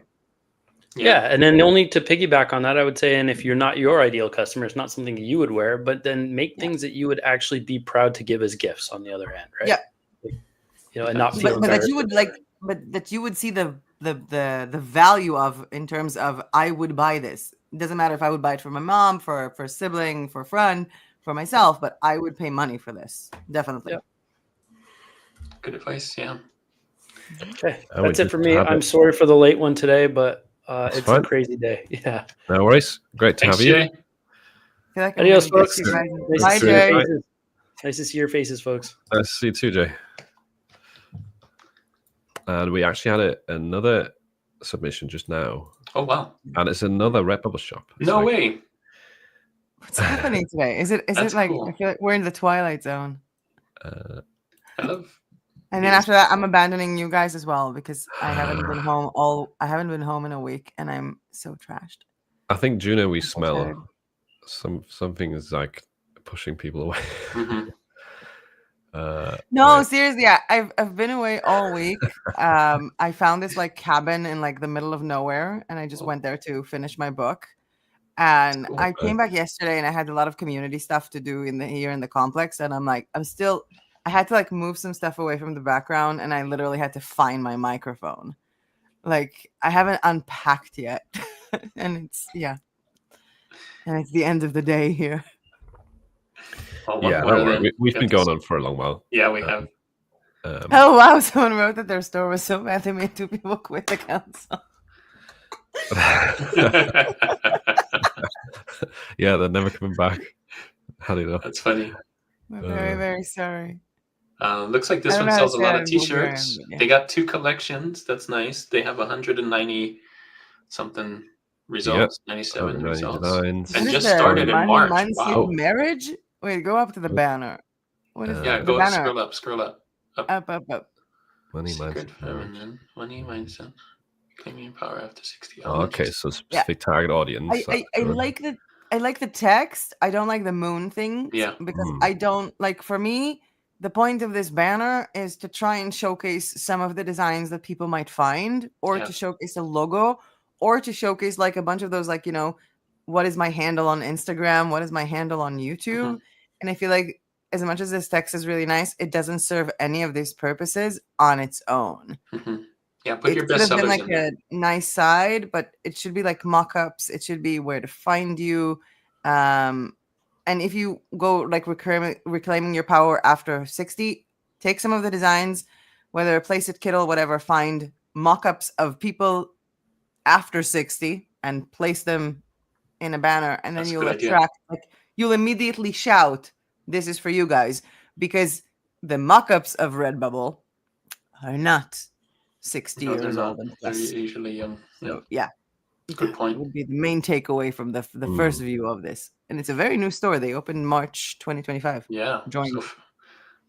And a quick design tip on this as well. The 60, which I guess is quite important here, is really hard to read. I mean, it's okay because it's very big right here on the screen, but I guess most people are not looking at it on a big screen. So the R and the 60 are hard to read. So I would have just made this text a little bit smaller so it's over the black. Careful with contrast, for sure.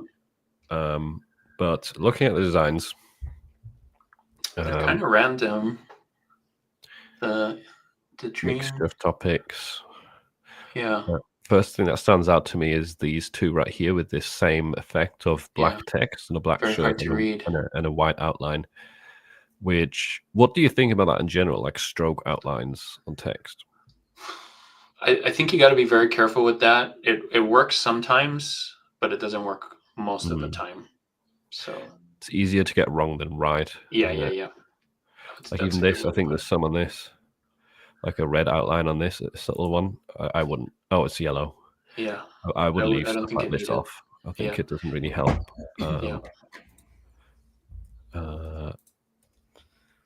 So yeah, these are a little bit hard to read. These two. Yeah. Not a little bit. They're quite hard to read. Very hard. A deadly sin me not possible. I'm glad that they've actually made this many designs. The idea of making lots of designs, hopefully, as you make more and more designs, you learn what's selling and learn how to do better and better, get better and better at designs. But some of these are really big designs. I would probably make them a little smaller. And I think they're like, now that you have the time to learn how to do these, I would take the next step in that, like really study what good t-shirt design is. Now that you know how to make these, like I think it's time that you can level up and make even better designs. So you obviously know how to put things together now and do that. I would study up on maybe some good layouts. We have a bunch of those. Kind of learn how to put things together. So the ones that stand out to me that look good or decent are actually these more simple text-based ones right here, like this one, perhaps this, although I on one line is kind of a little bit weird. This design, and sometimes simple is better than trying to add a lot to a design, or trying to be creative with the layout, because especially stuff like this, it makes it very hard to process what's going on in this design. Like I can't really tell what that is, even looking at it for a few seconds now, and you don't really have that much time with most customers. So I know this seller, and I actually did a level up kind of design on the one. If we go back to the 2015, that 225, that heart, scroll down once, and you see on the left. So I did a level up on my latest video. I leveled up this design in Canva on how to. Nice. What were some of the key points that you leveled up? Well, I liked that the distress text, so I kept the distressed component on there in Canva, so I looked for that. But I took the words outside of the graphic and used more of a graphic to talk about more like school's out. So when I think school's out forever, I think, well, they're on vacation, maybe a beach or a scene or sunset or something like that instead of a heart. So I had school's out at the top, and I put it on a black shirt instead of a white. So I did school's out on top in white. Then I did kind of a sunset retro vintage design sunset. And then I did forever on the bottom. And then instead of just 2025, I was thinking, I looked this up, and a lot of people put school's out forever because they're retired. So I did retirement 2025 to kind of be more specific. But you could just do school's out. I think instead of forever, school's out 2025 would be more for just anybody that's going to school and wants the summer. So, but forever kind of makes it sound like you're done with school. So either you're a teacher who is retired, or you're graduated from college and not going back to school, or whatever. But I think there's definitely a lot of good ideas here. It seems there's good ideas. Like you're not short of ideas. You're creating these quickly, which is good. I think the biggest pain point is probably design quality, like the layouts, making the product design versus the graphic. Like actually where to put it on a product, because there is that one sweatshirt in the middle where the text is actually too high because it's very thin. Like the black under that one. Yeah. I know what you mean. So this one should be more like a little bit lower, like here. I don't know if I would put it like that, because it even the design is so like, maybe I would make the 2 lines under, I would make them 3 lines, just make them bigger a little bit so people can actually see this when they're looking at things. I don't even know what it says under it, but I feel like in a lot of cases, it depends on and if you're uploading because you're trying to follow some niches or some trends, or if you're uploading because you have external marketing and you just want to test out and see if things look good or not. I don't think that with a lot of the stuff we've seen in the last few years, with Redbubble, for example, I don't think that just playing the upload designs for keywords and stuff, I don't think it's gonna lead anywhere. Like Yeah. I think like this should be like you put that stuff out there, maybe try some Pinterest for different stuff, just on some demi account, and then in a year take all the lessons from that, whether it's what designs, what color t-shirts sold, what font, what niche, and then start your own thing. Like I think like Redbubble is a great place to learn mistakes, to learn what to do, to learn for free, and then take lessons and do whatever, like to actually own it up yourself. Because I don't think Redbubble has that much anymore. Yeah. Redbubble and TeePublic has taken a change now to like they really focus on artists and artistic stuff. Mhm. Like if you're looking for really good specific things from specific artists and like their style, like you'll notice like the things that they're promoting on both TeePublic and Redbubble are really good illustrations or really good graphics Yep. and things like that. So But it's not what you see when you go to the platform on your own. You just see a lot Yeah. of random crap. I think like Yeah, you can Redbubble see that started like too. that. Yeah. It used to be very, very like Redbubble used to be that one hoodie that you get that you don't care how much it costs because you wear it all the time because it's from your favorite illustrator. Yeah. Like And I think they're that trying used to be do that. Disneyland.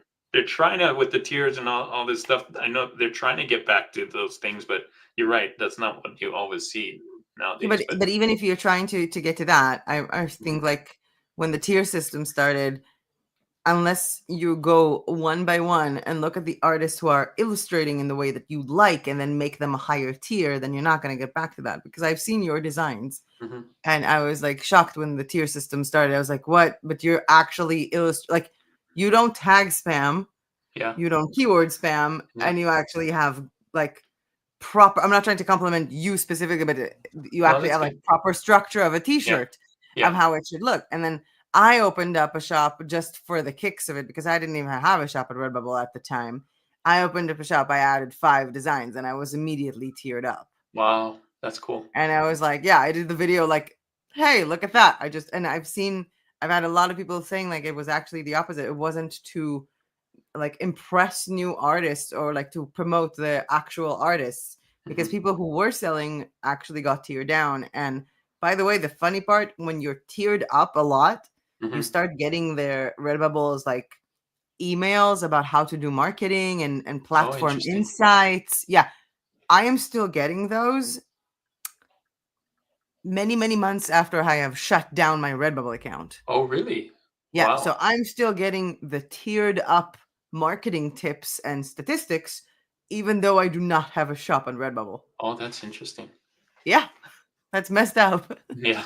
That They're and gonna take you off every the 2 list. days, TeePublic is like, oh, tomorrow we start a Sale. sale. Today we started a sale. Yeah. TeePublic is always on sale for It's some on sale. reason. And you get $2 per sale. Yeah, or If you're lucky. 4 when it's not on sale. I That's what I'm actually got saying. like, but you get like 25 cents for selling a sticker. I'm just really happy that apparently the people who buy my stickers just buy loads. I would be like, you just sold 20 stickers of that same one.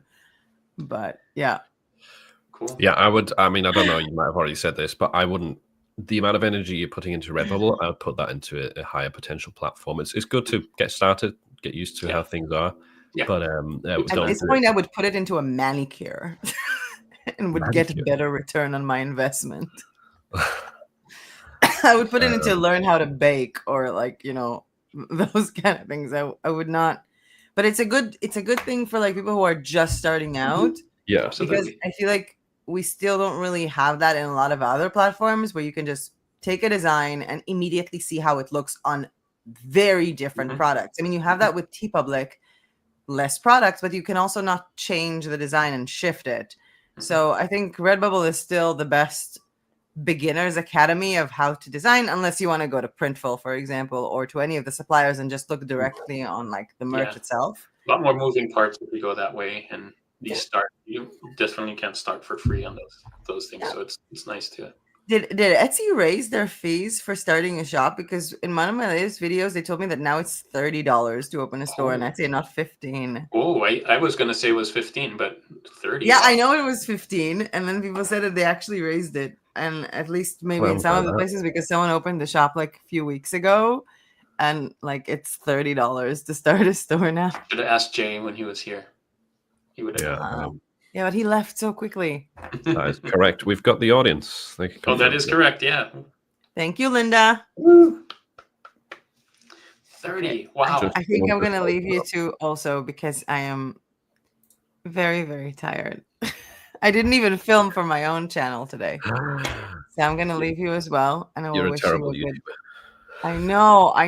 I'm barely making any videos. I'm working too much in order to film. So, you know. But I'll come back with more videos and more stuff. And I'll see you guys next month. And just so you know, end of next month is my birthday. So we should have a birthday stream. Is that what you're saying? No, I'm pretty sure I won't. I'm pretty sure like there will be a lot of digital nomads in town, and we're gonna party really hard. So we'll do a stream the morning after. When you're free again. Well, you know, it's not when I'm free again. I'll just hop on the live before I go to sleep. Yeah, good idea. So we're probably gonna have some barbecue up in the mountain or something like that. So, but end of next month is my birthday. But I think if we're doing around the 22, 23, that kind of thing, I can still join. It's still before that. Cool. But yeah. Ciao. Have a good month. Have a good end of the month. Bye. You too. Bye. Thanks for joining. And now, because it's nearly been 2 hours, I want to start wrapping up as well. But yes, let's talk about something fun, maybe to the end. For the end. Oh, nice, fun. What? So Juna, yes, has just recently been to Las Vegas. We talked about it before we went live. Sure, yeah. I love Las Vegas. Juna likes trying lots of food. Yes, I'm a big foodie. So what was some of your favorites there, or can you recommend any places for the people that in Vegas? Go to Vegas? Yeah, why not? Let's talk about it. Okay, well, if you're close to Vegas, I'm originally from Hawaii, so there's a local Hawaiian restaurant called Zippy's. It's a good one. Zippy's. Zippys. They have, if you want to try Hawaiian food. And then the best buffet that I think is the best buffet, but also very expensive on the Strip is in the Caesar's Palace. It's called the Bacchanal Buffet, and it has arguably one of the best ones on there, but very expensive. Bacchanal. The Bacchanal in Caesar's Palace. It's on the bottom floor. Let's see. Bagel Mania. If you love bagels and Jewish food, Bagel Mania is pretty cool. In there. We also tried. There's so many. There's a big Chinatown down, or not Chinatown. I guess Chinatown, but a lot of Asian restaurants around there. So go look. There's a ton of good restaurants there. Yeah. We should do a meetup in Vegas. We definitely should do a meetup. It would have to be 3 days so that we can hit a lot of restaurants. Juno will be the tour guide or the food guide. Restaurant to restaurant to restaurant. Yeah, we'll get a lot of good T-shirt designs there too. So that's how Philip knows that I was in Vegas, because on his group in his community, we're sharing pictures of the T-shirt designs that we took pictures of for inspiration, right? So yeah, it was really cool. The stuff that you see in stores, and Juna was sharing loads that said Las Vegas. Yeah. Do you guys do that? Does anybody else do that here, that they take pictures of T-shirts? That would be a cool thing. I do it all the time when we're traveling, because they're everywhere, especially Vegas. There's a ton of people trying to sell T-shirts, but at the airports, if you're at any airport, they have T-shirts. So yeah. What island? Oahu. Yeah, I grew up in Oahu. Oahu. Yeah. I lived in Waikiki. Same island. Yeah, Waikiki. Yeah. Oh, that's how you say that? Oahu? Yeah, Waikiki. Oh, God. So... The vowels are A-E-I-O-U, but they sound like A-E-A-O-U. So Waikiki. Waikiki. Okay. Yeah. Never heard of that. Walk around. There's only 16 letters in the Hawaiian alphabet, by the way, so a lot of vowels. Well, the same amount of vowels, but they use the vowels a lot, so you'll see.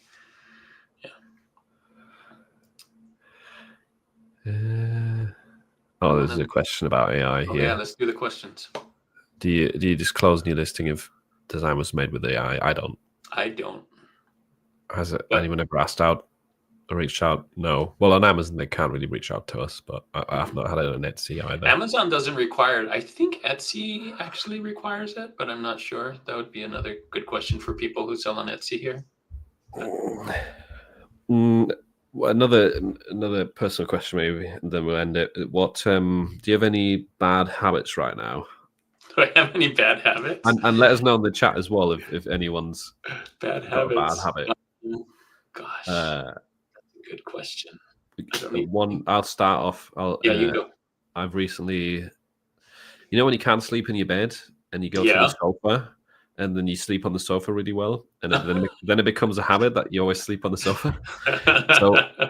So basically what I'm doing now is I fall asleep on the sofa with YouTube playing usually, which is terrible. And you're living the dream, man. I guess.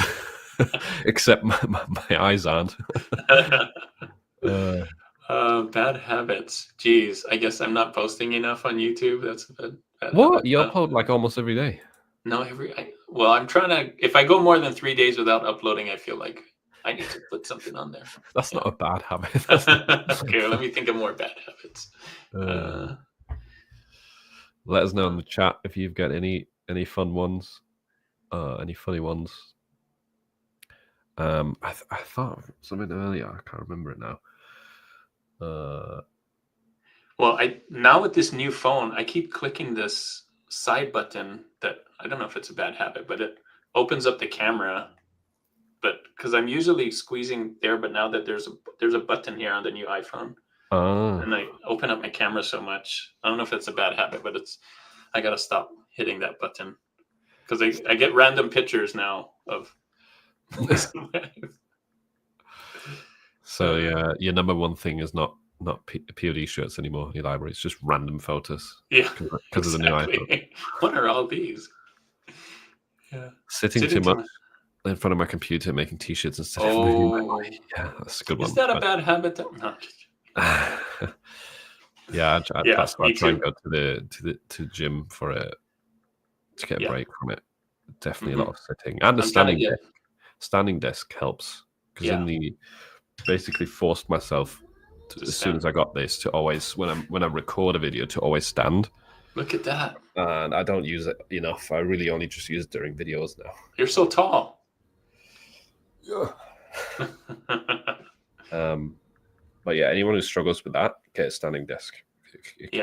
Because I used to have a lot of back pain from sitting on a computer all day. Really? It's gone. I just got a better chair. I have like an ergonomic chair, so it helps a little bit. But yeah, I definitely sit more than I should. Got sitting jobs.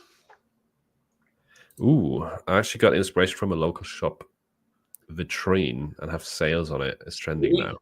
See, it helps going out there, looking at t-shirts, taking photos. Yeah. In fact, I would recommend that to the 2 shops that we did on Redbubble is to go look at t-shirt designs out in the wild because typically they're made by professional graphic designers and the layout's really good. So you can study those and see like how big is this text? Where's the text? Where's the graphic? Where is it on the shirt? Like all those things. What font are they using? Like study it like you're doing a class on t-shirt design and then you'll eventually as you kind of copy their style, you'll learn like what's good and what's not, on a t-shirt. It just takes time. Oh my god. My bad habit is that I stare at people's shirts more than I do that too. What are you looking at me for? Yeah, sometimes have you ever tried like getting pictures of people's designs on their shirt? I want to, but then legally, and then they're like no, I don't, just because of that. I know that's going to happen if I try to do that. So I usually just take the pictures of t-shirts that are not on people but I've seen a bunch. I'm like, oh man, that's a really good shirt design. I want to get a picture, but also I don't want to be a creep. So Oops. What's your all's thoughts on Shopify? I think it's a great idea. I'm actually trying it with Chris. So I'm starting off. I already had a Shopify store. My detourshirts.com is a Shopify store. I wasn't getting very many sales from it. I was getting sales for my digital downloads more than anything else. And so I thought, Chris is offering this out there. He has a whole class. It's something I didn't know how to do is drive traffic in Facebook. It just really was intimidating, and I knew that was part of it.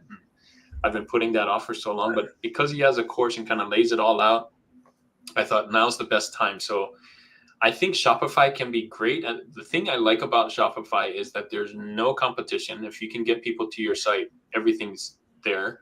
You have control over the email list and your customers' information. Like you can retarget them. You can do sales. You can do that.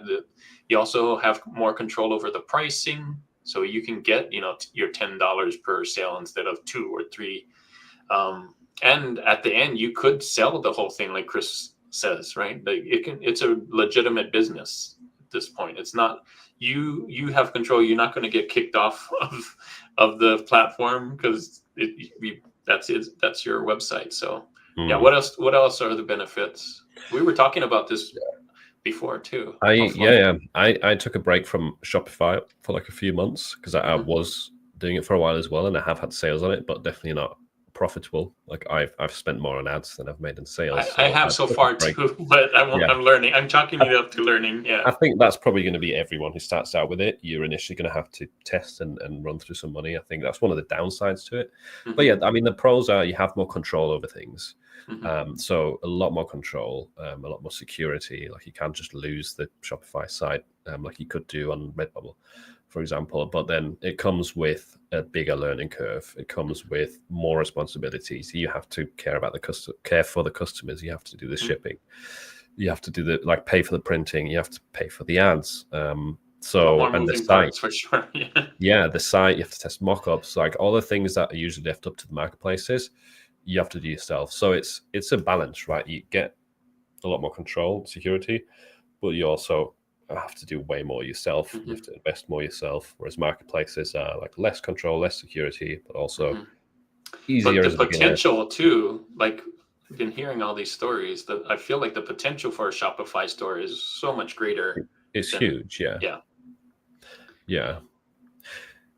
I think the potential on Amazon, Etsy, and Shopify is probably, like on average, is probably the same. Like they can all do extremely well. They can, depending with the caveat that you can sell a Shopify more easily, right, than you would do an Etsy store.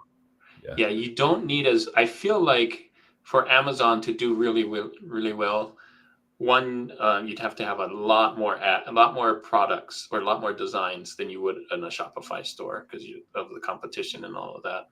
And you probably would have to use ads anyway, Amazon ads particularly, not Facebook ads, but different skills for sure, different ways. Definitely found ads on Facebook a lot harder to turn to so profit. Many controls. That's what scared me at first. Was like I don't know what all of this stuff means. So that's why.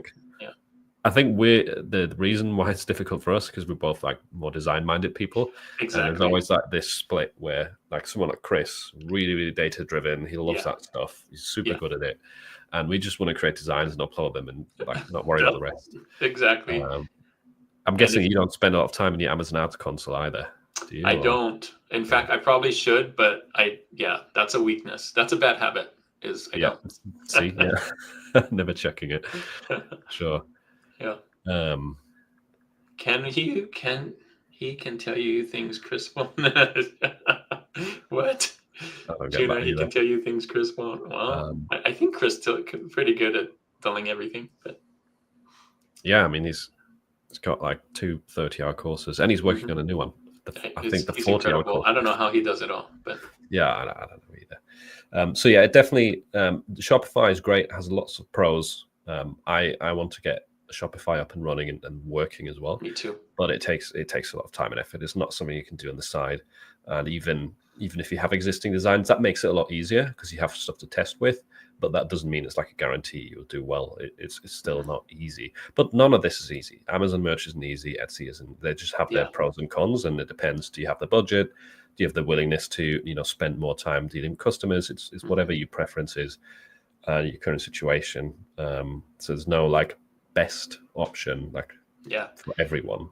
I think the two things that scare most people away from Shopify is how much money you're going to spend up front and learning about ads. And Chris is helping me with both of those, so I think that's helpful. But yeah, I'm two months in, and I made one sale so far, and it's been a lot of money on it. So it's it's starting from zero for me again. So it's tough, yeah. All right, we'll probably end it there. It's been 2 hours. I just want to summarize the tier poll, because there's 180 votes on this now, so we actually have a bit more data. We have the question was, has your tier changed recently? 5% voted I have been tiered up, which, how many is that? Let's figure that out. A little more than 5, 6, or 7, maybe. Nine people, 9.1. So there has been tier ups. There has been tier ups, which is good. Then we've got, I've been tiered down 10%. So about 18 people, twice as many. Still the same tier, 62. And then 23 people voted that they're not on Amazon merch. So yeah, definitely there has been some shifts. A little bit more tier downs than tier ups. That's crazy. But mostly stayed the same. Like 60% of people stayed more than. All right. Thanks everyone for voting on that, and thanks for joining us today and leaving your questions, your shops. It was a really fun episode, and we'll see you next month with May's drunken birthday stream. And I'll play the intro again as an outro. Oh, nice. As an outro. Yeah, just why not? Yeah. Right, we'll see you next time. Thanks. Bye.